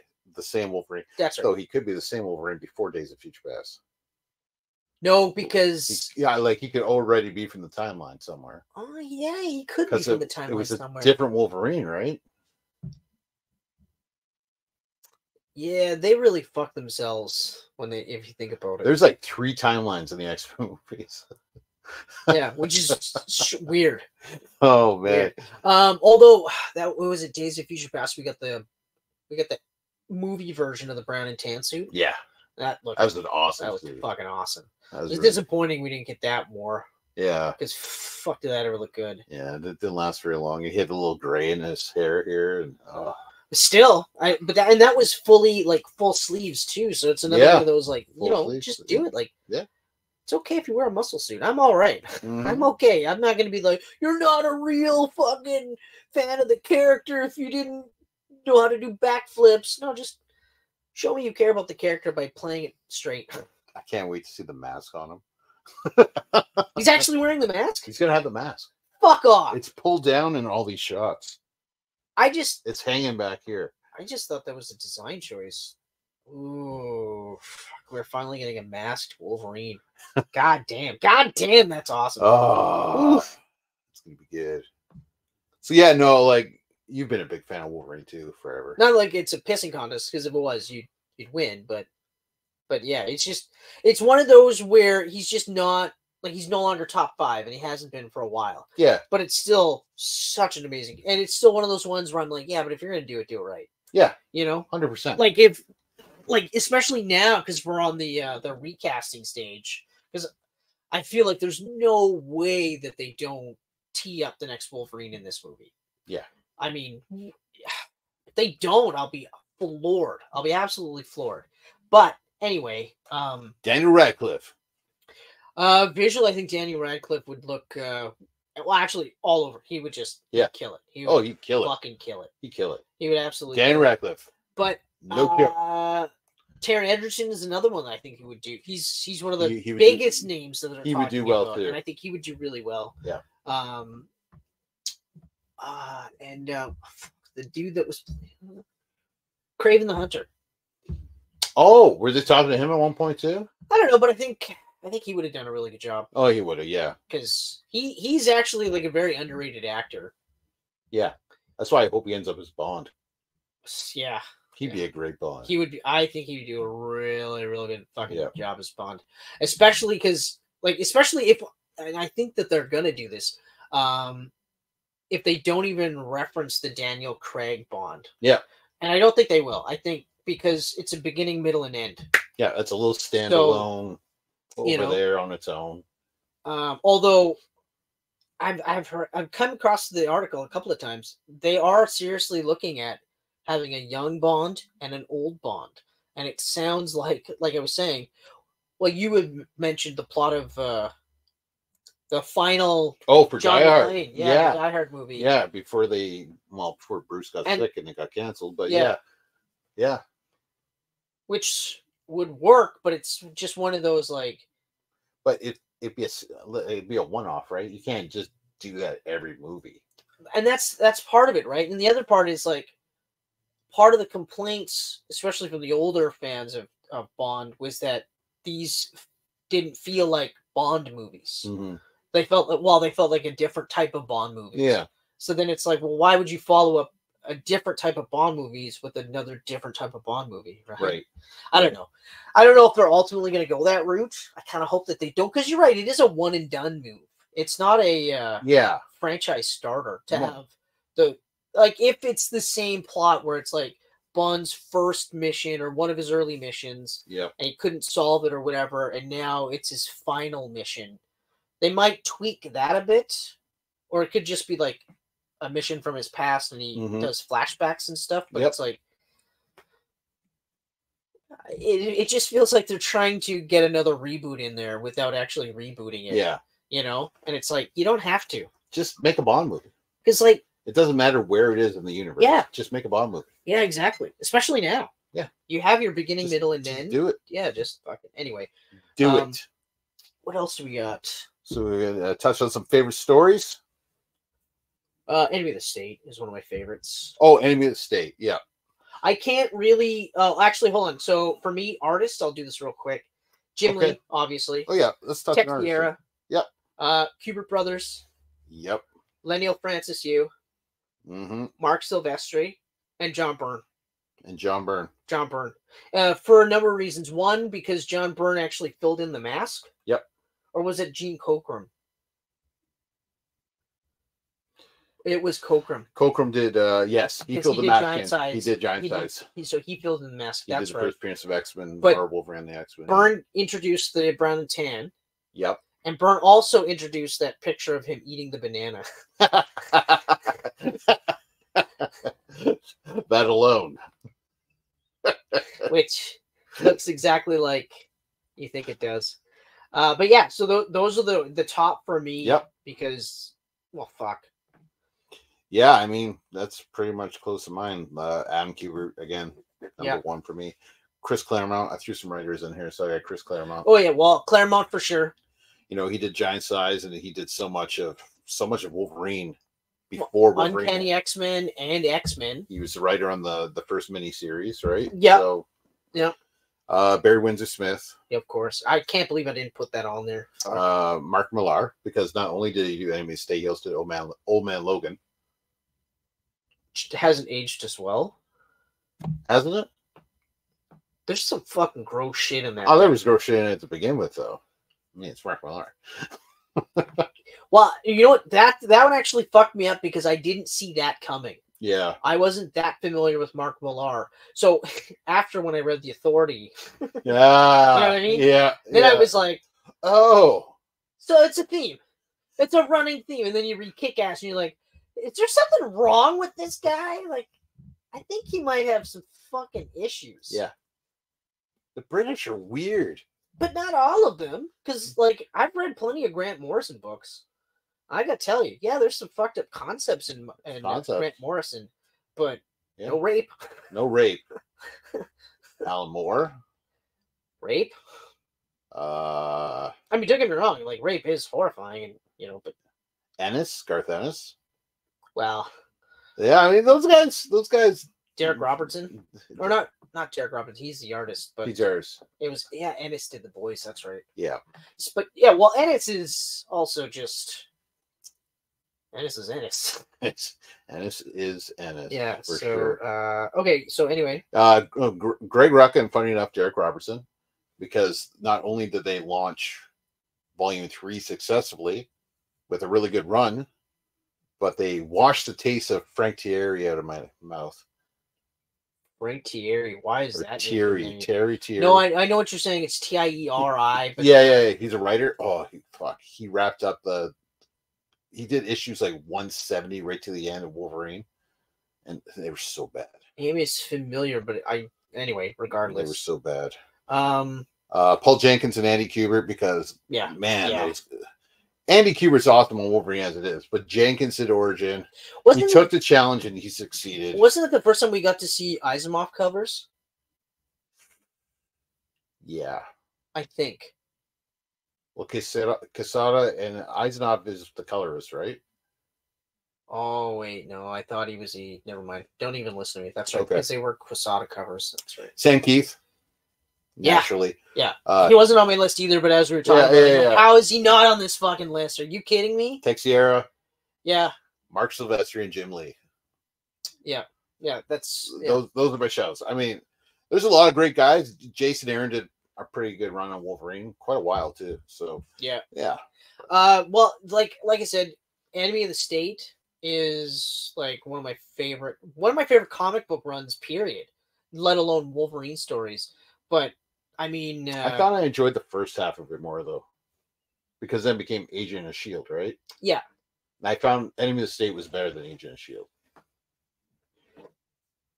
I think I liked both of them equally. Yeah. Because I liked that the switch was now he was killing the Hand. Yeah. But he like in terms of the deprogramming, like he had to constantly relive how many people he killed. Mm-hmm. And they don't give an exact number, but he killed a lot of people in the first part of in the Enemy of the State run. Yeah. Like he killed a lot of people, and you know, like he has to live with that. And he's saying like it's one thing when they're fucking bad guys, but they were superheroes like me. So it's you know, and I was just like, oh fuck. And then of course the heel turn for North Star. Oh yeah. You know? Yeah. And I mean it's a shame it didn't take, because after that run it was they just left him. Yeah, that's fucking right. And he had potential to be a real big deal bad guy.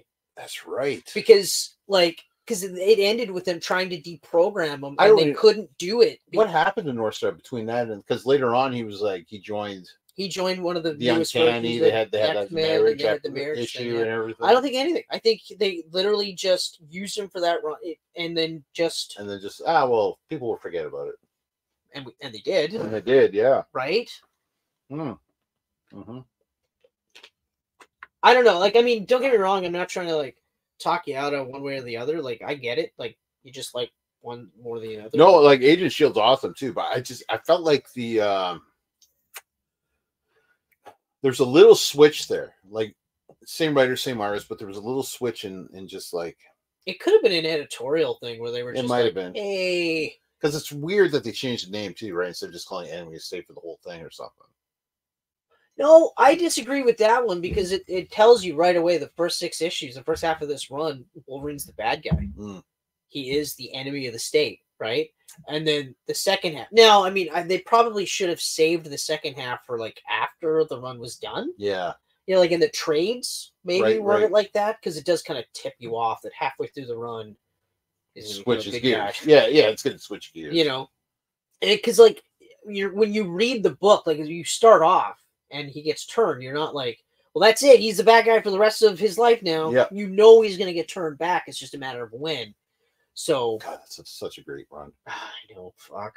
And even the issue that he wraps it up with, that takes place during World War II. Yeah. That one off. Oh yeah, that was really good.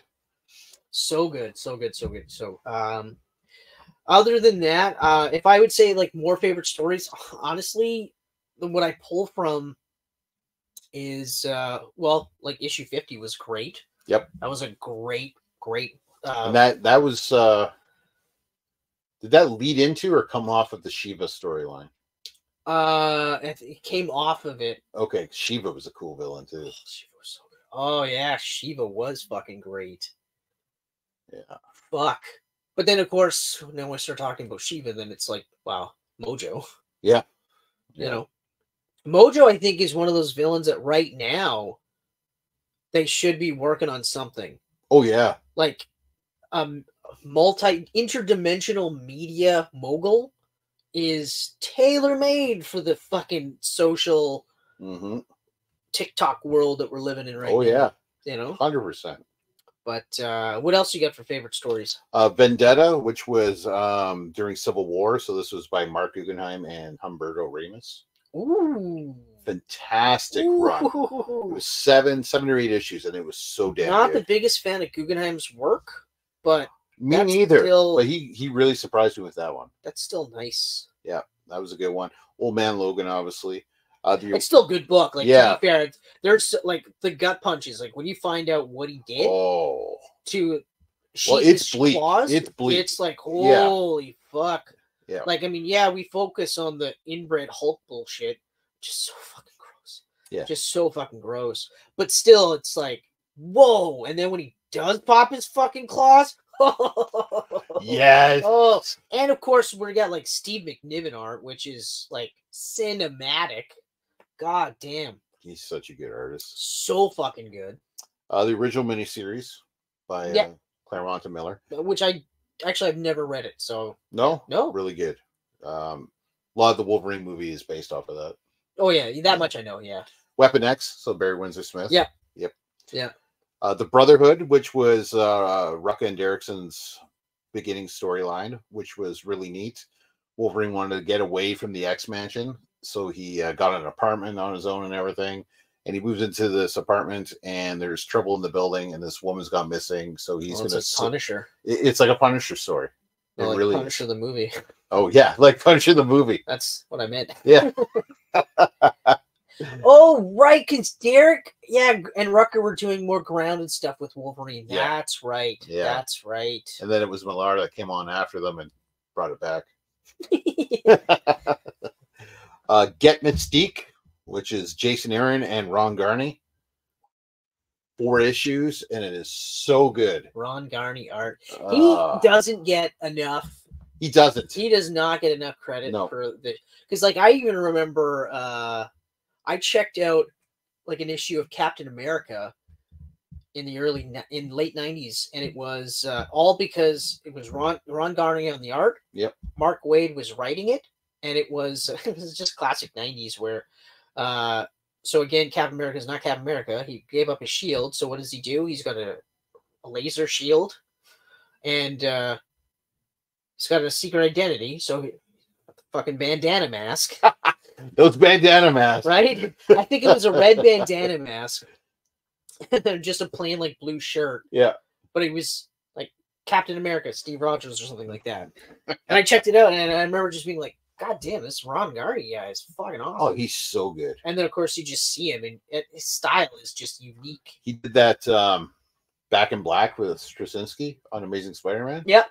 Yeah. And he beats the shit out of Kingpin. Yeah. And he's telling him. Yeah. And he's like, oh, what does he say? He's like, I'm not going to kill you. You think I'm going to kill you? I'm not going to kill you. The worst thing I can do is let you live. Because now everyone here knows that you can bleed. And I was just like, oh, fuck. But I'll tell you right now, if she does not live, I'm coming to kill you. Yeah. And I was just like, Jesus, fuck. Oh, man. Oh, that was a good story. So good. So good. Oh. Oof. And then this is an X-Men one, but it's very Wolverine centric. It's Fatal Attractions. Yeah, of course. Of course. Because this is when he got his animated ripped out by Magneto. Yeah. And that was brutal. Yeah. Yeah. So that's those are my favorite story arcs. That's awesome. I'm also gonna throw in the entire cinematic journey that we've been on with Wolverine so far. Oh yeah. So the story has been really good. Like even the like the Origins is like the weakest movie out of all of them. Yep. It's still pretty good. Oh, it's good. Yeah. It's a really good Wolverine movie. It's just the end of it goes a little down the crapper. But it's really the Deadpool shit that kind of sours it, right? It you know if what? he wasn't in there at all, it'd be a lot better. No. It's not so much the Deadpool shit. It's what they do to that, like that version of Deadpool. Yeah. It's the end result. Right. You know, the beginning part's great. And even the beginning part, because like and also Liev Schreiber as Sabretooth is fucking like what? So good. Are you fucking kidding me? So good. I wish it would have been. The original team, I can't remember what they're called, but like you had Mastodon. Yep. You had a version of Maverick. I would have wished it was more Jim Lee armored up. Yeah. You know, give me something a little bit more than that, but still overall he target, like he could hit his targets and stuff like that. Plus, you know, the Blob was in there. Deadpool. I thought Blob was one of those ones where I was like, he shouldn't be in here because he shouldn't really be in there. But it was still, he looked awesome. Yeah, he did. Like the end result, Blob was awesome. Yep. But like, they had a lot of cool things in it. It was so weird that they did like X-Men 1 and 2 where like you could take the superhero elements out and they're still really good movies. Yeah. Whereas the X-Men Wolverine Origins, whatever you want to call it, is not a good movie. Like it's a popcorn movie. Reminds me not a really good movie. It reminds me of an 80s action film. Yeah, it's like, but it would only have had to have been a sequel because otherwise it would have been terrible. Yeah. Like if that was the first lead into this character, you'd be like, I don't want to. I'm done. Even if you pick up all the superhero shit, you're still just like, I know. I've seen this movie before, and Jean-Claude Van Damme played like this character 4 different times, and all 4 of those aren't great movies. But they're better than this. He's gonna walk away from the helicopter. It's gonna blow up behind him. All of this is better than this. They really redeemed themselves with the Wolverine, though. They did. I love Wolverine. So good. Even though I was a little disappointed with the way they did Silver Samurai, I was just gonna say I was still really happy with that one. It was disappointing that they made him more of a mech. Yeah, actually, they made him a mech. They made him a mech. Which, I mean, the only thing I let it slide is because the guy was dying. Yeah. So it's like okay, yeah, right. But it's just he looked awesome. Oh, like he was Silver Samurai as a mech. So I was like, you got me here. And anything after that scene where he's got all those fucking arrows and he's just like all the ninjas and their ropes and shit. Yeah. It's snowing. Yeah. Like, oh, it's a great movie. It's fucking really good. That's a great movie. Really good. Anyway, favorite villains? Favorite villains. You get your villain list. Well, okay, so yes, Cyber. Not on my list, but Cyber should be on my list. So I've got Sabretooth, Silver Samurai, Lady Deathstrike, and the Reavers, and then Cyber. And Cyber. Very nice. Yeah. I have Sabretooth, obviously. Cyber, Alberts, and LCD. Oh, but see, when I was reading, they were more like buddies. Like they were more. But I guess it could go either way, but yeah, they were kind of whatever. Yeah. Deep cut though, nice. Yeah. And I like that you said CID.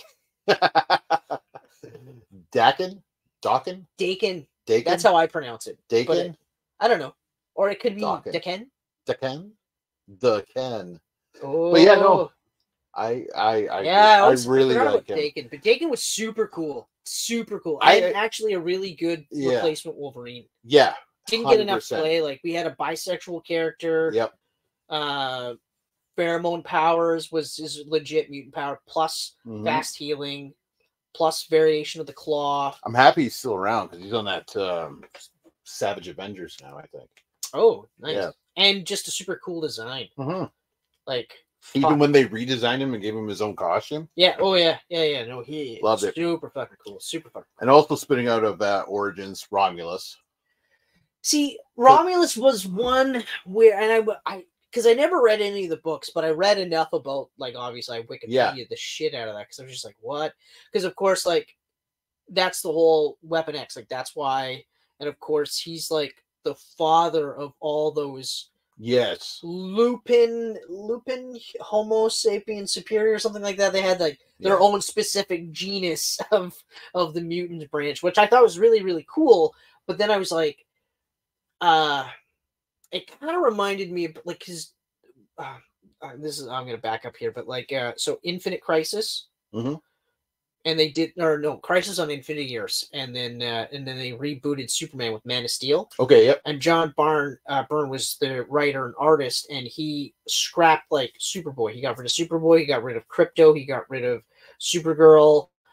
I think he even got rid of Kandor, the Bottle City of Kandor. Okay.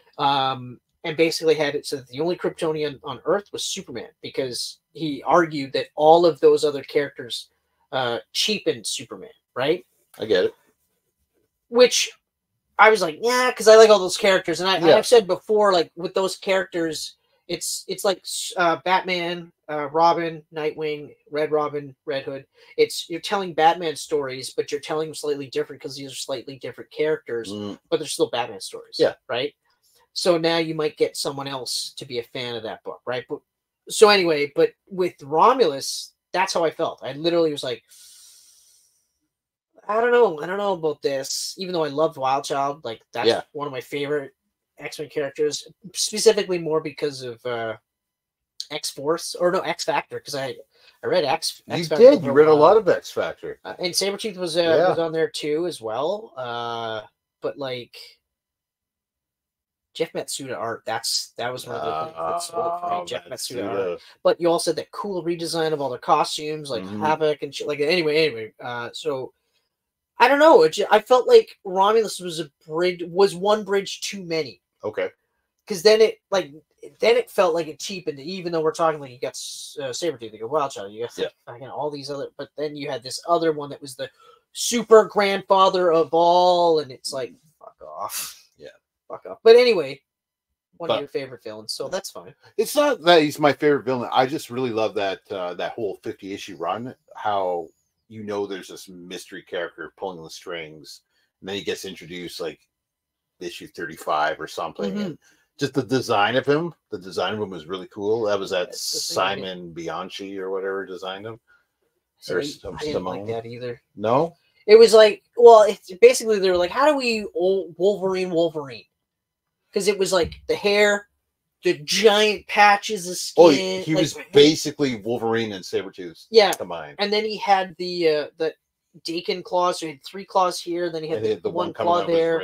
Because Dakin had that. Yeah. Dakin had 2 in the 1. That's right. That's right. And then X-23 only had the 2 and then the feet. That's right. I forgot about the toes. Or is it toes or just the feet? Like similar to. I think it comes up the top of her feet. So just like the hands. Yeah. Okay. Yeah. I forgot about that. That's right. But anyway, getting back to. So, and then other than that, Dr. Rot which you very mentioned Dr. cool. Rod. Yeah. I hope you see Dr. Rod again. Actually, I want to see a picture of this Dr. Rod. He's creepy. And even though not technically a villain, you got to say Hulk. You got to say Hulk. You do that. They are definitely tied together. Yeah. Dr. Rod is a musical artist, which you say that, and then you're like, oh, yeah, that's not surprising. Yeah, that makes sense. Oh, shit. Just regular surgical mask and doctor shit, but yeah, no. Very creepy guy. Ooh. Oh, yeah, there's a spot with him just playfully holding a brain. It works. It works. Huh. Okay, anyway. Yeah. What else you got, bitch? All right, let's go to memorable disappointment. The death of Wolverine. The death of Wolverine? That was one of the worst. Yeah. I didn't like that all of a sudden they were saying, well, no, Wolverine has died several times, but he keeps coming back, and what he does is when he's on his deathbed, he fights. It was his mentor. What's his name? Oregon? Oh, yeah, it was Oregon. Origun. I think that's who it was. Was that who he had to fight? Something. That wasn't. That was the father of Mariko. Fuck. Is it Oregon? It is an O. I know that. Something like that.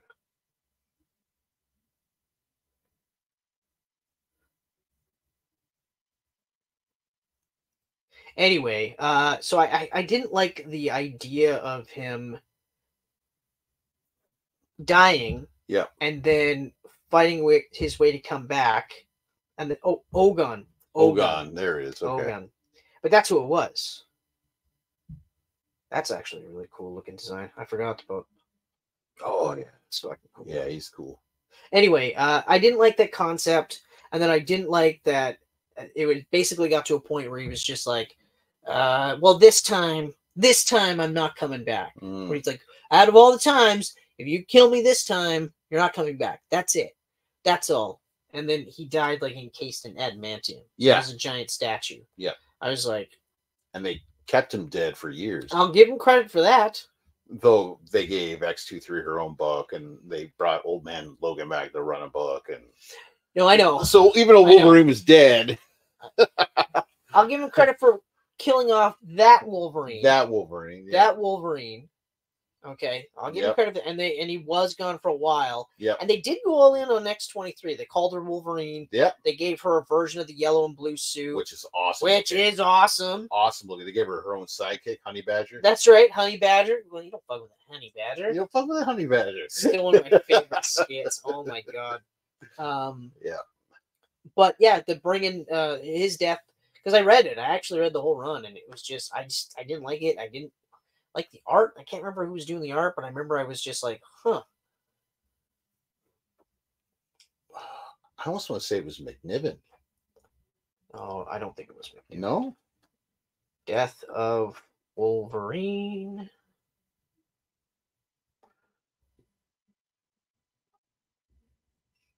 It was actually McNiven. Unless you're talking about the Wolverine run right before it, where it was like 5 months to die, 4 months to die, 3 months to die. Yeah. And then it went into the miniseries. Yeah. Yeah, because there's no way I would have read like Steve McNiven and went, this art's terrible. This is the shittiest art I've ever seen in my entire life. This McNiven guy, God. Or maybe I was just so against the idea that I was like, I don't even care. It's garbage. Yeah. It's all garbage. Bullshit. Just get it away from me. That would be probably my biggest disappointment. That's the big. Okay, I got a nice little list here. Okay, number one was them not putting Hulk in Wolverine 181. Oh yeah, that was a huge disappointment to me. Yeah, Wolverine's got his 181st issue coming up, and they didn't put the Hulk in it. That was kidding. That was stupid. That is stupid, actually. They relaunched it right before it hit 200, which bothered the fuck out of me. Yeah, I remember. Yeah, I remember that one. They celebrated 300 issues and then shortly disbanded the legacy number again to go relaunch, and then Wolverine essentially became a bunch of miniseries because it was like Volume 4 was like 9 issues, and Volume 10 or 5 was 12 issues. That was an industry thing, though. Oh, they went hard on that for a while there. Just drives me nuts. I love legacy numbering, especially when I've been on a book forever. I like it too. I'm a big fan of it. I like when they do the understated legacy numbering. Yes. You know, like it's issue 14, but underneath it's 697. They should always do that. I love always do that. I love like, because I get the argument for some people that see like 740 issues. They go, do I have to read 739 issues to be brought up to speed? Yes, motherfucker. And you're like, well, you don't have to, but you should. It's like telling people to watch a Marvel movie now, and they go, hey, did you see 14 different TV shows and 14 different movies? No, I didn't do any of those things. Don't watch this movie. Yeah. And then they go, oh, this movie bombed. Why?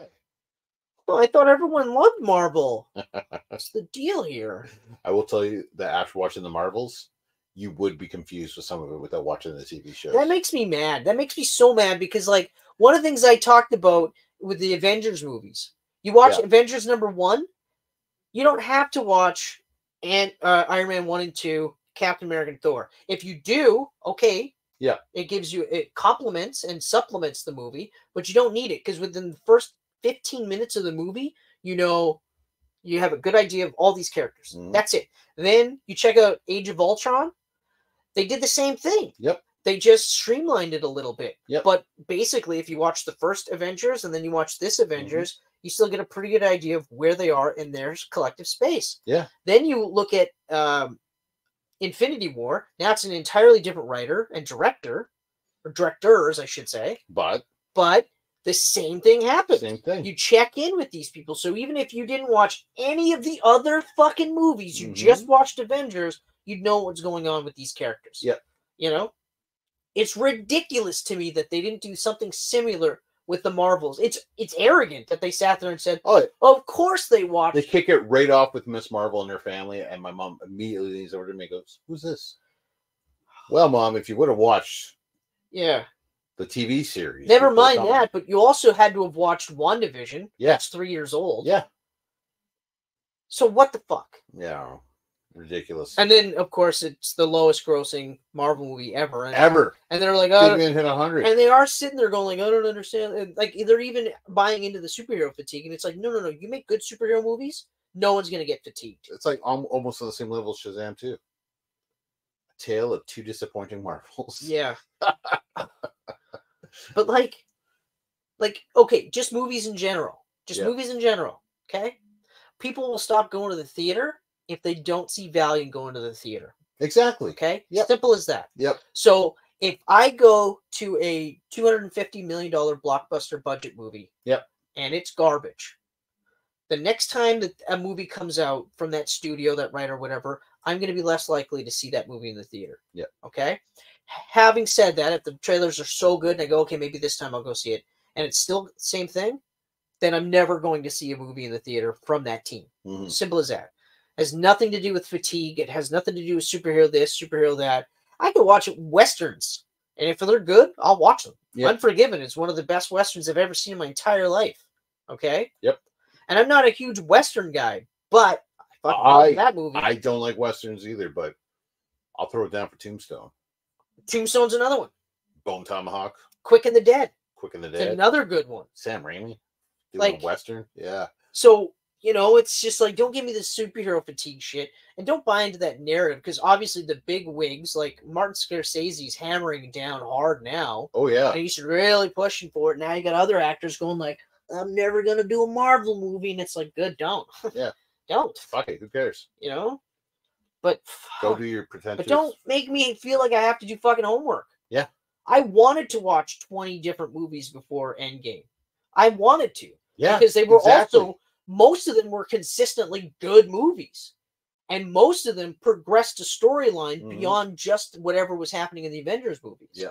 Okay? Yeah, there were some outliers. I didn't really like Doctor Strange. Would I say it's a bad movie? No, I just didn't really like it. I loved the ending. I thought it was cool. Not for everyone. Yep. But anyway, I don't want to rant too much because we've ranted about this plenty of times. But just fucking homework, like, fuck you. Yeah, it was pretty annoying. Wolverine, the Best There Is, #1. This was a maxi series, 12 issues. I was like, yeah, a new Wolverine series. Oh, and maxi series sounds promising. Yeah, grab the first issue. It's got a big stamp on it, mature readers only. I was like, yeah, it's gonna be fucking awesome. Yeah. Check so far. Check, and we go right to a nightclub where Wolverine is cutting women's hair with his claws like Edward Scissorhands.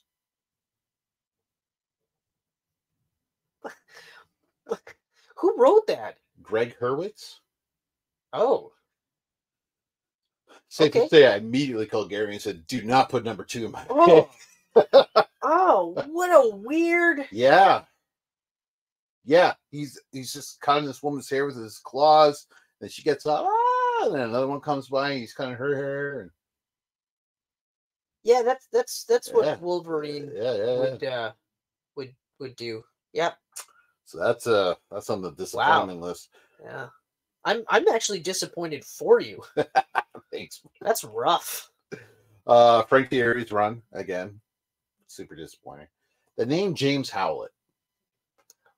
All of this thing with Origin, I love Origin, but when they announced his official name wasn't Logan, it was James Howlett. I was just like, that's a very mediocre name. That one didn't bother me so much because it was just one of those where I'm like, yeah, but I'm still gonna call him Logan. I'm still gonna call him Logan too. You know, like if people call him James, I'll be like, okay, fine, like whatever, I get it.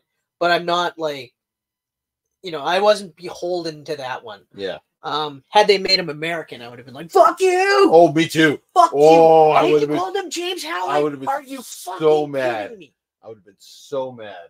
Oh, they thought they were clever too with the Howlett. Very first cover, it's a Canadian superhero. If they would have made him American, they thought they were clever with the Howlett though. Yeah, right. Howlett, you know, because he's bestial in nature. Yeah. Howl, you know. I'm pretty sure you've heard him howl. I think that was the reason too, where it was just like, give me a break. Oh, I forgot to say, in terms of one of the best stories, the entire issue of him killing the Hellfire Club.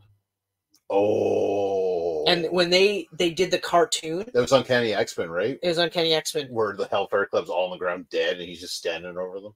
Because it's all there. Yeah, that cover. Yeah, he's like he's in the sewer, and he's just like, ugh, there's all just their minions around, like their foot soldiers. Yeah. And but like that is just, and when they recreated that in the cartoon, it was just like, oh, holy fuck, this is so cool. And then of course, the guys that he didn't kill but maimed ended up becoming the Reavers.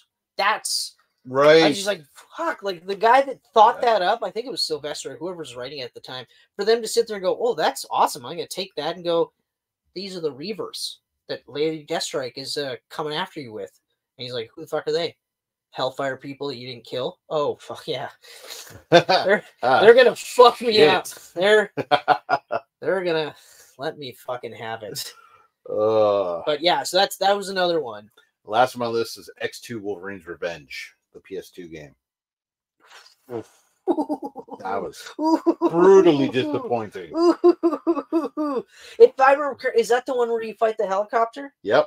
Yeah, that's that one. That was rough. That was really rough. Because the one before that was awesome. Yeah. When you were stealthing around the corner and shit. Yeah, well, the first level was like you were after Wendigo or something, right? In a cave.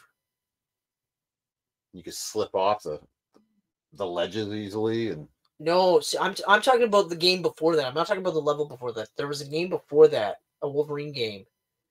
And like you had stealth kills in it and stuff like that. Oh, that was after. That was after. That was the X-Men Origins Wolverine game. That's awesome. I don't think we're talking about the same game. No? Like the helicopter one, I remember that one, but I remember this was a fairly good game though. Yeah, that was oh, it's pretty excited for a Wolverine game, and it was not good. Oh no, that was fucking terrible. Because I don't think he had another game before that one. Okay, hold on. Let me just. Because I think the premise of that game was after he goes into the Berserker Rage in X2, and he runs out into the wilderness. The game is what's taking place. Unless it is the game and I'm just remembering it differently. You know what? I think it might have had little stealth kills or something.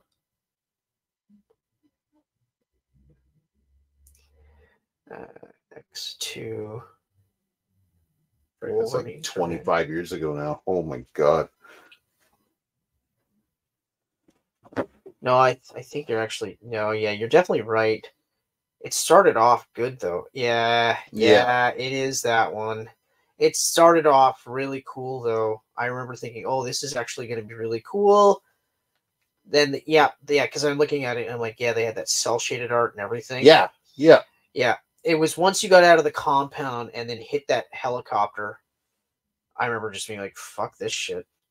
Fuck this shit. Yeah. Yeah, that's super disappointing. Because I never played any of the other games after that. You never played Origins, did you? No, because that one came out after, and that's where it was more it looks like Hugh Jackman. Yeah. This was just cel-shaded. And it plays like God of War with claws. Yeah. So no, I didn't. And when you get damaged, like the skin comes off, you can see the yeah. And then it like heals back up, and it's fucking that was a good game. Oh. So yeah. All right, and we'll wrap her up with this. Wolverine and other media. Oh well, obviously we've touched on a few. We've already touched on a few, but obviously Wolverine and the Pride, or the Power Pack. No, it's Wolverine and the Pride, where the actor was Australian. I think it's 87. Or is it Kitty Pryde and the X-Men? I think it's Kitty Pryde and the X-Men. I think it was Kitty Pryde. That's what it is, Kitty Pryde and the X-Men. But anyway, no, obviously the original X-Men cartoon, 90s. Yeah. That was just the original cartoon. All the movies. Right from Hugh's introduction, X1 to The Last Stand. People don't like The Last Stand, but that whole end where he's walking towards it's awesome. It's awesome. His skin's just flying off. I'm not the biggest fan of Last Stand, but there's a lot of really cool shit in there. Yeah. Or even like he had to watch while Professor X got destroyed. Yeah. Like, that was crazy. He had to be the one that kills Jean, like just because he was the only one that could. Yep. It was just fucking nuts. Plus they introduced like Beast and Kitty Pryde, and she was awesome. Yep. Played by a young, can we say the dead name if we're talking about it in the past, or is it just a young Elliot Page? Yeah, I don't know fucking how that works. The artist formerly known as Ellen. I do like that. I like that a lot. Because like I know that there's no malice behind that. There isn't. It's just I'm gonna leave it as a young Elliot Page. And just whatever. Because like I'm not trying to be an ass. It's just I know I'm gonna say the wrong thing at some point. Oh, 100%. So I'm gonna try my best not to. You're never gonna make everyone happy. That's true. Never. That's true. But what else? Oh, even like Wolverine and the X-Men. What was it? X-Men Evolution? Yeah, they had X-Men Evolution, but then they also had Wolverine and the X-Men. Wolverine and the X-Men I thought was pretty cool. That was a cool cartoon. Even though it's like one of the most recent Ninja Turtles cartoons where like Wolverine's the leader, like Raphael is the leader. And you're like, no, never. He can be a leader. I'm not saying he isn't a leader. Yeah. He's not the leader. He's not Scott or Storm. I'm like, I'm sorry. Yeah. And also, he doesn't want to be the leader. No. He's never been that guy that's like, it was follow weird. me, X-Men. Yeah. Come to me, my X-Men. And then it even got a comic over in the X-Men. Yeah, exactly. Like, I feel like some of the X-Men should just be like, we're pretty cool too, guys. Yeah. I shoot fucking laser beams out of my eyes. Yeah. Like, honestly. Get with it. Although it did piss me off that like Whedon did that whole arc making Cyclops such a badass character, and even getting him to the point where like they got rid of the psychological block so he could control the optic blast. Yeah. And then literally the next issue after that 25th issue, they were like, yeah, no, he's oh yeah, once Whedon was gone. Yeah. Like I think Warren Ellis picked it up, issue 26. Yeah. Simon Bianchi as well, and I dropped it. I dropped it immediately. Oh after yeah, that. me too. I read the first issue and I was like, nope, no thanks. Nope. I mean, I'm not even a fan of that guy's art. I'm not. I don't know. It's different. You know who I should have said? Gabriel Dell'Otto. He does a good Wolverine. The guy that did Secret War, the painter. Oh, yeah. X-Force Sex and Violence. Yeah. Yeah, no, he does definitely. Yeah. That's another cool Wolverine costume, the black and silver X-Force one. Yeah, the black and silver X-Force, the black and gray or whatever. Yeah. That's all of their costumes in that entire run. Yeah. Because Deadpool looked awesome. And we saw that in Deadpool Archangel 2. looked awesome. Wow. Yeah. Archangel is one of those ones that's always looked awesome. He looks just pink and blue, and he looked fucking badass. Yep. You know? Like, so fucking badass. The metal... Big, sharp metal wings. And the metal wings, too. I was just like, holy shit. God damn. Yeah. I mean, it was both sad and cool when he got his real wings back. Mm-hmm. Because... they had like poison-tipped darts that he would throw at people. They did, yeah. It was so fucking cool. Like, he just looked so fucking cool. And I mean, he doesn't have his same costume now either. But that, I mean, I go back to that pink and blue, and I'm just like, son of a bitch. Oh yeah, fuck, just deadly. Oh. And then, I'm going to wrap this up, I guess, with Insomniac's Wolverine game coming out. I can't wait. I can't wait for it. The little bit that I've seen looks amazing. Like, I hope the leaks don't happen. I don't want to know anything about it. Well, so this is what you have to do is you just have to don't look at the leaks. Yeah. You know, like, and I'm saying this like it's easy for me to say. Okay, yeah, it's easy for me because I already. They're going to be there, and you're like, hey. I looked at the leaks for Born Again, Daredevil Born Again. Yeah. Like, when I watched, did you watch the newest clip? Nope. Yeah, you should though. Should I watch it? It shows. This is the Echo clip. Yeah, it's fucking awesome. It's a minute. It's fucking awesome. Okay, I'll watch it. I'll watch it. 4 or 5 seconds of Daredevil, but he's actually like you see him in motion. It's the Netflix suit. It's which is weird. So if that's a flashback, are they saying that the yellow suit's a newer suit? I was always in the assumption he was going to go back to the red. Yeah. So, and that's. I mean, if this is a flashback, yeah, fine. Okay. Mm-hmm. Because we don't know. We still don't know what's going on with Born Again. No. Like really, you know. But there was leaks now that, like, of course, they've switched gears and they're going to actually treat it like a TV show. Yep. Shocking. And also heavily mined the Netflix show for some weird reason. They've leaked they've already leaked like what they were going to do, like deaths and things like that. Yep. I haven't read those just because I'm like, yeah, but that still might show up, you know? Yep. I haven't read those, but the flashback part was a leak apparently. Okay. So I don't know if that's 100% true. Okay. Well, at all. It might not be. Not, then he's in it a little more than that. Well, it's only six issues. It's only 6 episodes. Is it only 6? It's only 6. Okay. Well, and it's going to release all in one shot too. So I'm totally fine. This is all I want, actually. I want to know which episode. That's it. Well, at least you won't have to wait every week for it to come up. Well, you just keep watching till it happens. But also, to be fair, having seen the 2 trailers now, I gotta say, like, I'm more into watching this, even just without the Daredevil aspects. Just the fact that they're leaning into more of the, not necessarily adult violence, but making the violence more real, and then of course having realistic outcomes because of this, right? Like, did you watch any of the Echo trailers? No. Oh, dude. I've been holding off. I've been doing pretty good too. Can I tell you one particular scene that helped sell me on Wilson Fisk, this version? Oh yeah. Are you sure? Go for it. Okay. So this is a flashback scene. Okay. So Echo's younger. Right. And the street vendor is rude to her because she's deaf and possibly because she's also ethnic. Yeah. It's a 1-2 punch for racism. Yeah. Anyway, so Fisk in his white suit pummels this guy. Just grabs him, takes him into an alley, and pummels him. And they show him getting beaten. Okay? Really? Oh. And there's a shot of Wilson's hand, blood all over the knuckles. But he does that weird little tick that he's... You know how D'Onofrio does these little almost autistic, like, soothing mechanism things? Yeah. That you've never seen anyone else do with Fisk. No. But this guy, I was like, oh. So even though it's not the same Daredevil, not the same Fisk, and all that other shit, it's very, very fucking close. I can't wait. But so that's the level of violence that they're gonna show. Oh, I can't wait. And the Daredevil stuff did look sweet.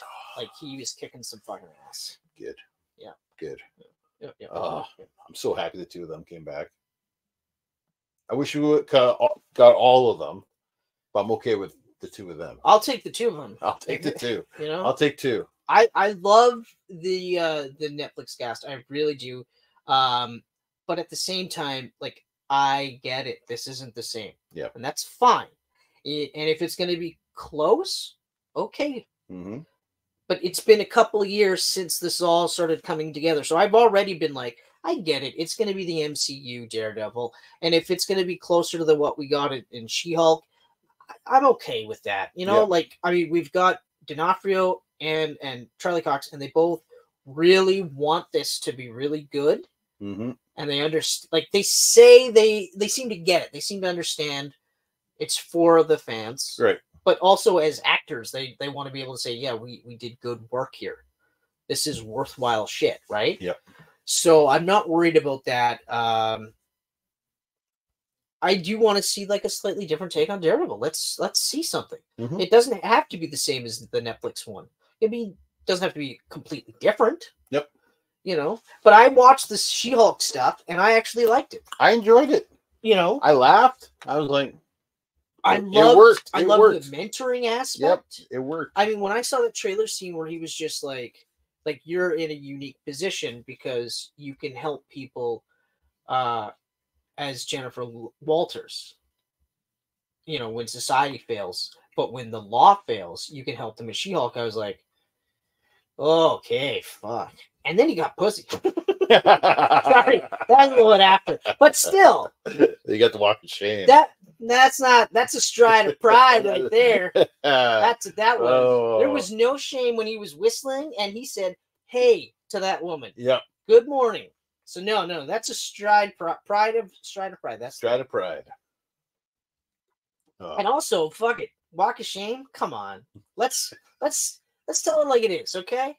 No dude is getting the walk of shame. It's true. Always the woman that's getting the walk of shame. It's like, oh, sorry, you're a fucking whore. Now where's the guy you slept with so I can high five him? No, sorry. You can't have one without the other. No. So even in high school, I remember thinking to myself, like, oh, that chick is a slut. I did call my fair share of girls in high school a slut when I shouldn't have. But it always seemed weird to me that it's like, well, if she's so slutty, why are guys sleeping with them? Like, I mean, I know the answer. You're not wrong. I know the answer. Yeah. Why? Yeah. But it's not like she's just like, hey, we should probably, you know. Yeah. And, you know, and you're like, no, I'm waiting for marriage. And she's like, no, I don't think you fucking understand. Take your fucking pants off and get a goddamn erection. Oh, you already have one? You're into this? Weird. But okay. Like, it works. It works. Very few of these dudes are at gunpoint being told you have to fuck me. No, they're like, oh, I don't have to do much. Yep. My pants are off, baby. And then as she leaves, what a fucking whore. It's like, you slept with her. Yeah. You slept with her. So you're a whore too. Mm-hmm. Mm-hmm. Also, how was I? Never mind. Sorry. Sometimes I can't help myself. Sorry, buddy. So Wolverine. That's it. That's Wolverine. my dedicated 181st episodes of Wolverine. 1974. 1974.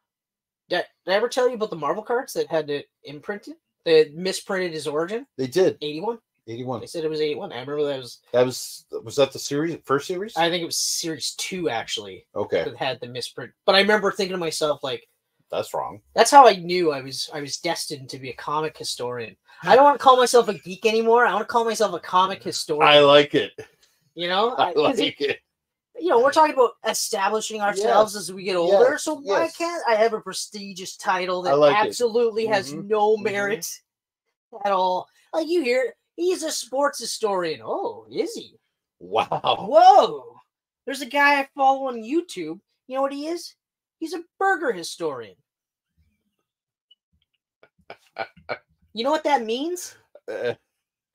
He eats a lot of burgers. But he also knows a lot about. He knows, like, when I say he's a historian. Yeah. It's like saying I'm a comic historian. Yeah. So he knows where burgers come from. But it's also regional. He can actually tell you, because there's dispute as to who came up with the first actual burger. Oh my God. That's right. Because, well, I mean, you think about it. Some people have the Everyone has to have their passions. Good for him. He's got a YouTube channel too. So really, good for him. Good for us. Because we're both comic historians. Yeah. I'm a little bit more historican? No. It's more knowledgeable.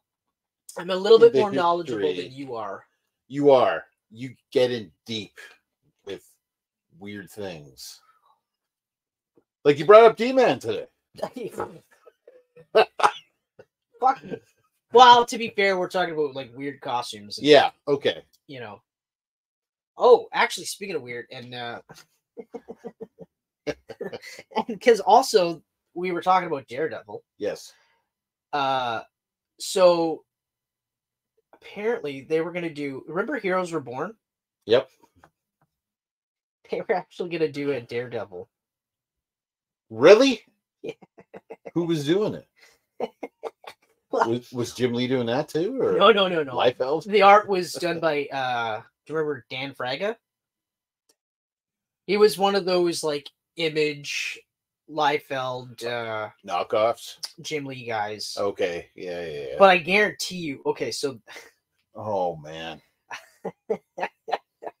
Oh man. That's what their Heroes Reborn Daredevil was gonna look like.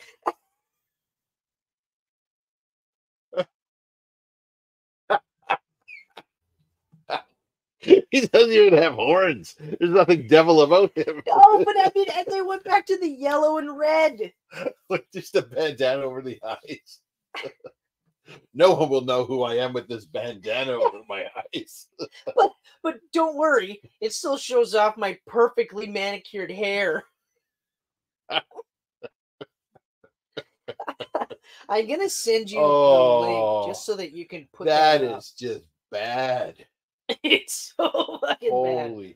Holy shit. Oh God, I don't know how you're gonna do this, but yeah, fuck, wow. But yeah, Daredevil Jason. Yeah, totally.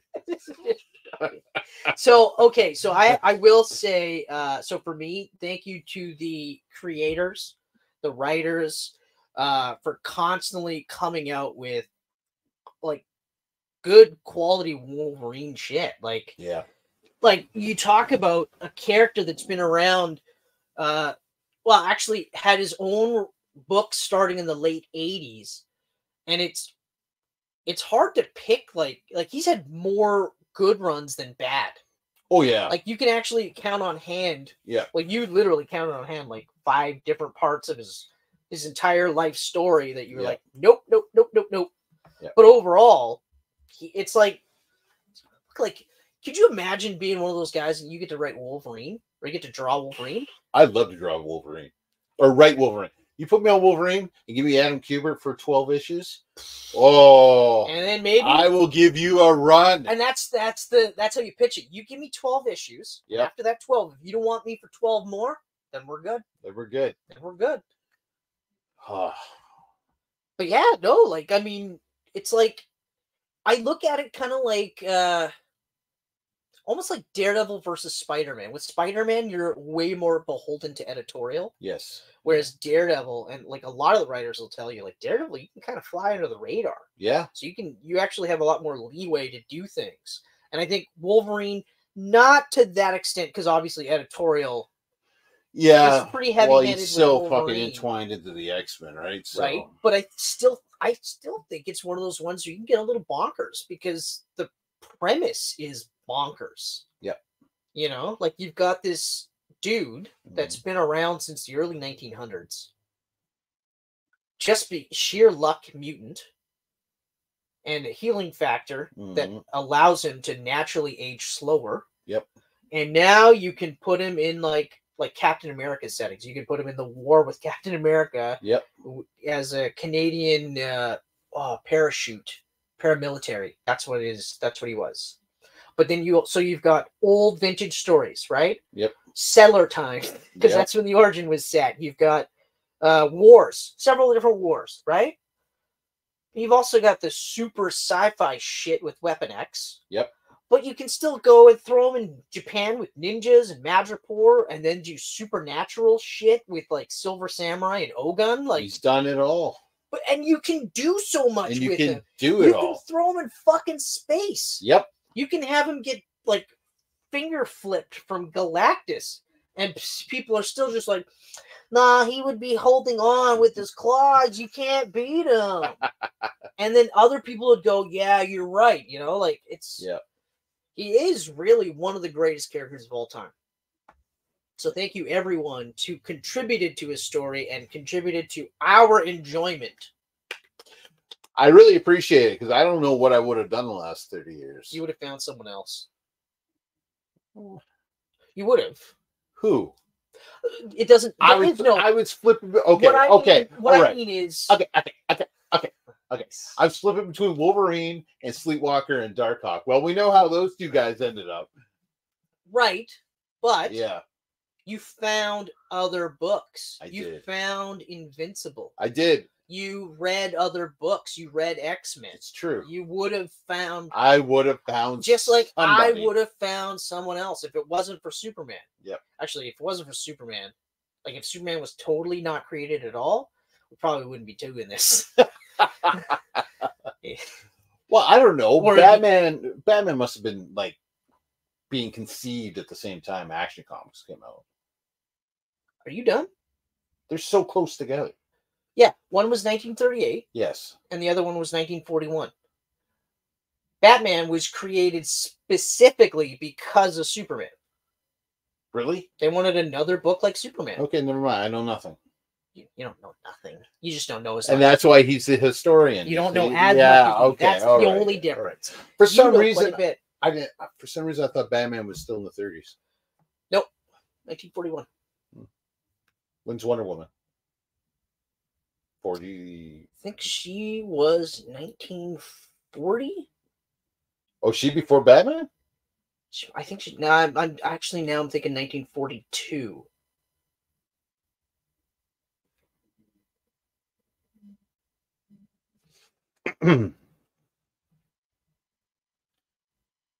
Okay, so let's go 1941. 41. Okay, so same year. But what month? October. Man, so Marvel Comics #1 was before Batman and Wonder Woman?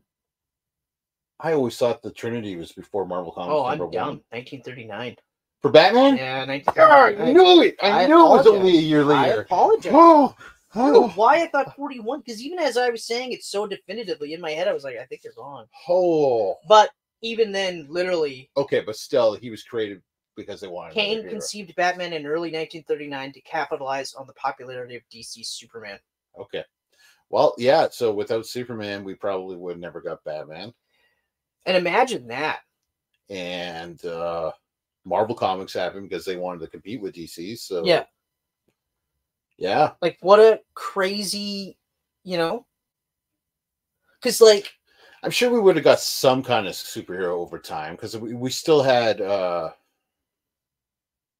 who did we still have? The Lone Ranger, right? We had guys like that. Hold on. But those aren't superheroes.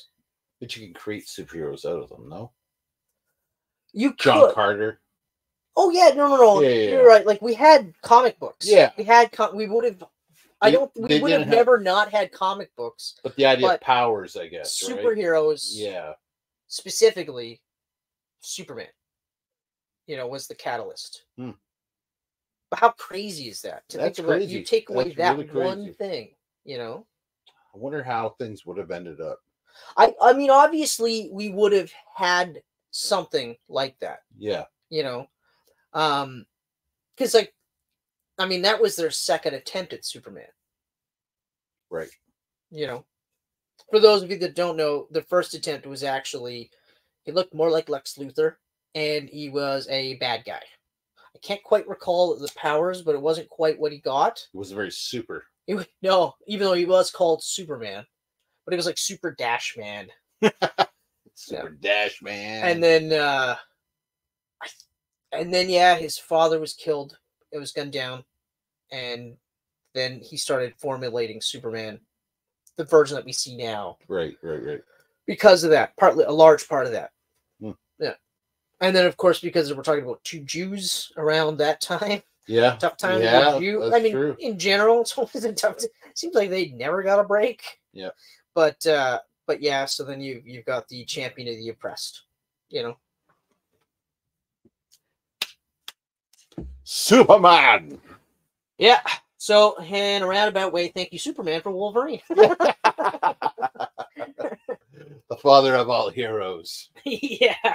So, Geek Pantsers. Yeah. For all you Wolverine fans out there, we'd love for you to let us know what your favorite artists are, or your favorite runs are, your favorite villains, things like that. Or even just your favorite heroes or favorite comic book. That doesn't necessarily have to be, an actual superhero. It could be like Strangers in Paradise. Yeah. Oh, deep cut for that one. Booyah. Write him a check, Terry Moore. Yeah. Write him a check. Yeah. At least cut me a minor profit for the 0 sales boost your book is going to get because we mentioned it.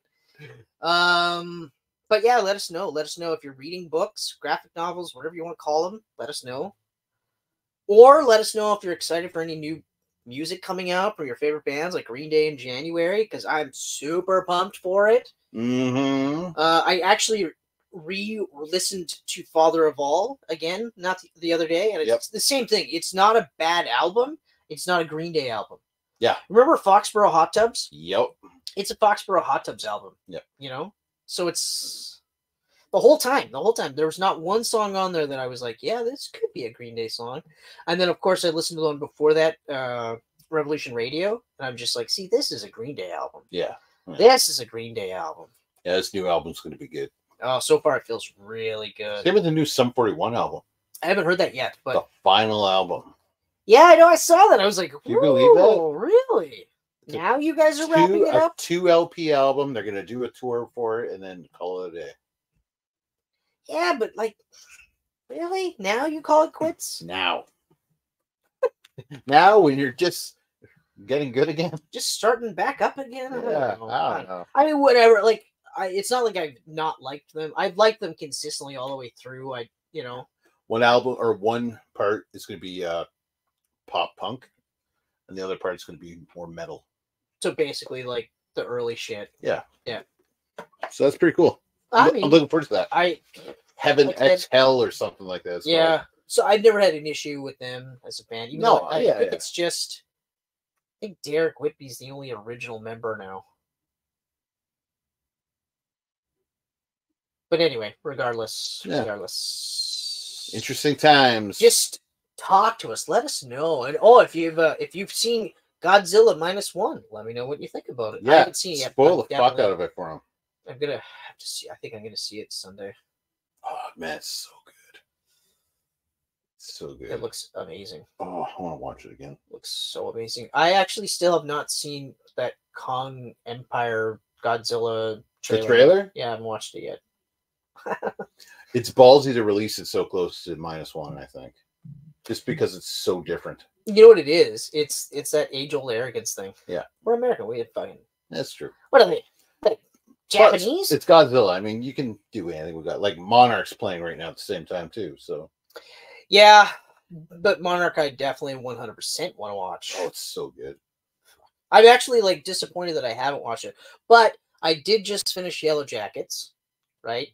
And even though I restarted Daredevil, so what? Yeah. Just watch that in chunks. No big deal. Yeah. It's not one I'm watching. It's background shit anyway. Mm-hmm. So, whatever. So I'll probably check out Monarch soon. That's one of those ones I got to watch on my own, right? So, again, when Michelle goes to bed, is that prime time to figure out what can I do for the next hour and a half to 2 hours. Or monsters or Godzilla? No. No. She watched the 2014 Godzilla. Yeah. Thought it was all right, but that was it. Really? I did the same thing. Being a Jurassic Park fan, I would just assume that's like Godzilla exactly too. what I said, but it's not the same. Oh. It's not the same. All right. Godzilla and Jurassic Park, like even though none of it can ever really truly happen. Yeah. In this timeline, it's all very fictional. I just something about well, I think it's mainly the dinosaurs. It's just the fact that dinosaurs they existed. And the concept and stuff like that. But I mean, you could also argue that the super dinosaur. Plus, she's probably liked it since she was a little girl, so it's kind of just one of those things where. Yeah. I get it. I get it. You know, so like I said, I think she watched Godzilla twice, 2014 Godzilla twice with me, and both times like And then that was it. Didn't watch Kong or anything else. No, actually, that's not true. That's not true. She's watched all of them with me. Now that I think about it, because she watched Kong Skull Island, she liked that one. Okay. And then Godzilla versus Kong, she watched that one with me, and she thought it was okay.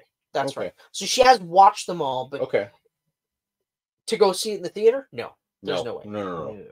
Yeah. But I wouldn't ask her either. Hey, because like it's what it does to her. It's just like no, I get it. It's got to be a special. She might like Monarch though, because it's more human stuff, right? Like it's almost like X-Files with giant monsters.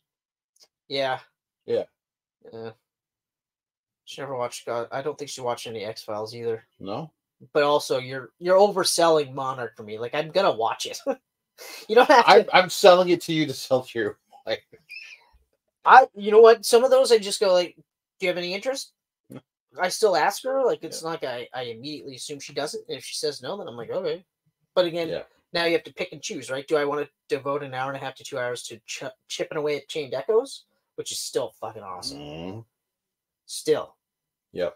Like even when I'm getting my ass handed to me by some of these villains, some of these enemies or whatever. Yeah.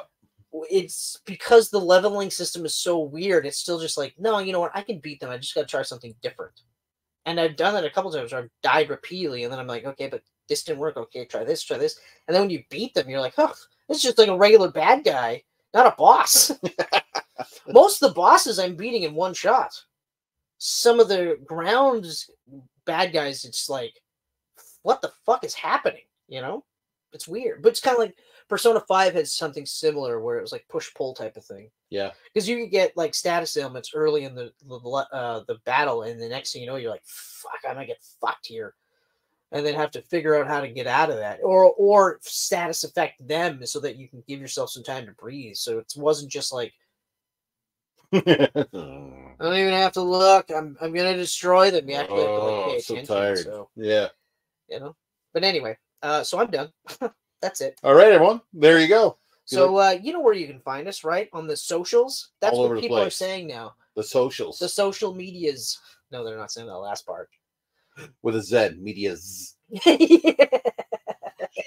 Yeah. Z. Biker boys. Oh, that franchise surprisingly didn't go crazy. Weird. Yeah. Final was fucking Fast Furious is like 12 issues. 12. I can't. Have we been talking about comics? I don't know. Anyway, but yes, we're on the YouTubes. We're on Facebook. We're on geekpantsmedia.com. We're on SoundCloud. We're on Audible. We're on Apple and Google Podcast. Yep. And Spotify. And Spotify. I don't know why I didn't say Spotify. That's it. Yeah. We're on almost all of them. We're on those places. We're on the ones that matter. Absolutely. Because one of them is not going to be around much longer anyway. Nope. No. Anyway, thanks again for joining us on a monumental 181 episodes. Closing on 200. Closing up on Let us 200. know any ideas you want for issue 200. It's infectious. It is infectious. Yeah. Issue 200. Yep. Yeah. Yeah, actually, I am intrigued. Because otherwise, I'm just going to talk about Daredevil, the Netflix show again. I promise we won't cancel this before the 200th issue. So you like Wolverine. You are bitter. Yeah, I was very bitter, man. I was very. It is a shit movie. It's coming up. I'm like 200 issues. How far away were they? 189. Yeah, really. 11, like basically a year. All they had to do was wait a year. Yeah. And they didn't legacy number the new one, eh? No. No, yeah, that would piss me off too. Yeah. Yeah, you're so fucking close, guys. I'm not happy. Just not happy. Oh well. Oh well. I guess you just drown your sorrows in Spider-Man 2. I haven't even played Miles Morales yet. Yeah, I know, me neither. Yeah. And I was just like, I don't know. I will play it. I honestly will. I don't know. I don't even know if I will. But then again, why wouldn't I? Right. Because I'm not playing Spider-Man 2 until I get a PS5. So might as well play Miles. Might as well. Play with Miles. It's not like I don't like Miles. I think Miles is a fine character. He's a fine gentleman. Fine gentleman. All right, Geek Pantsers. Thank you. And good night. Good night. I actually didn't think we were going to go that long. Yeah.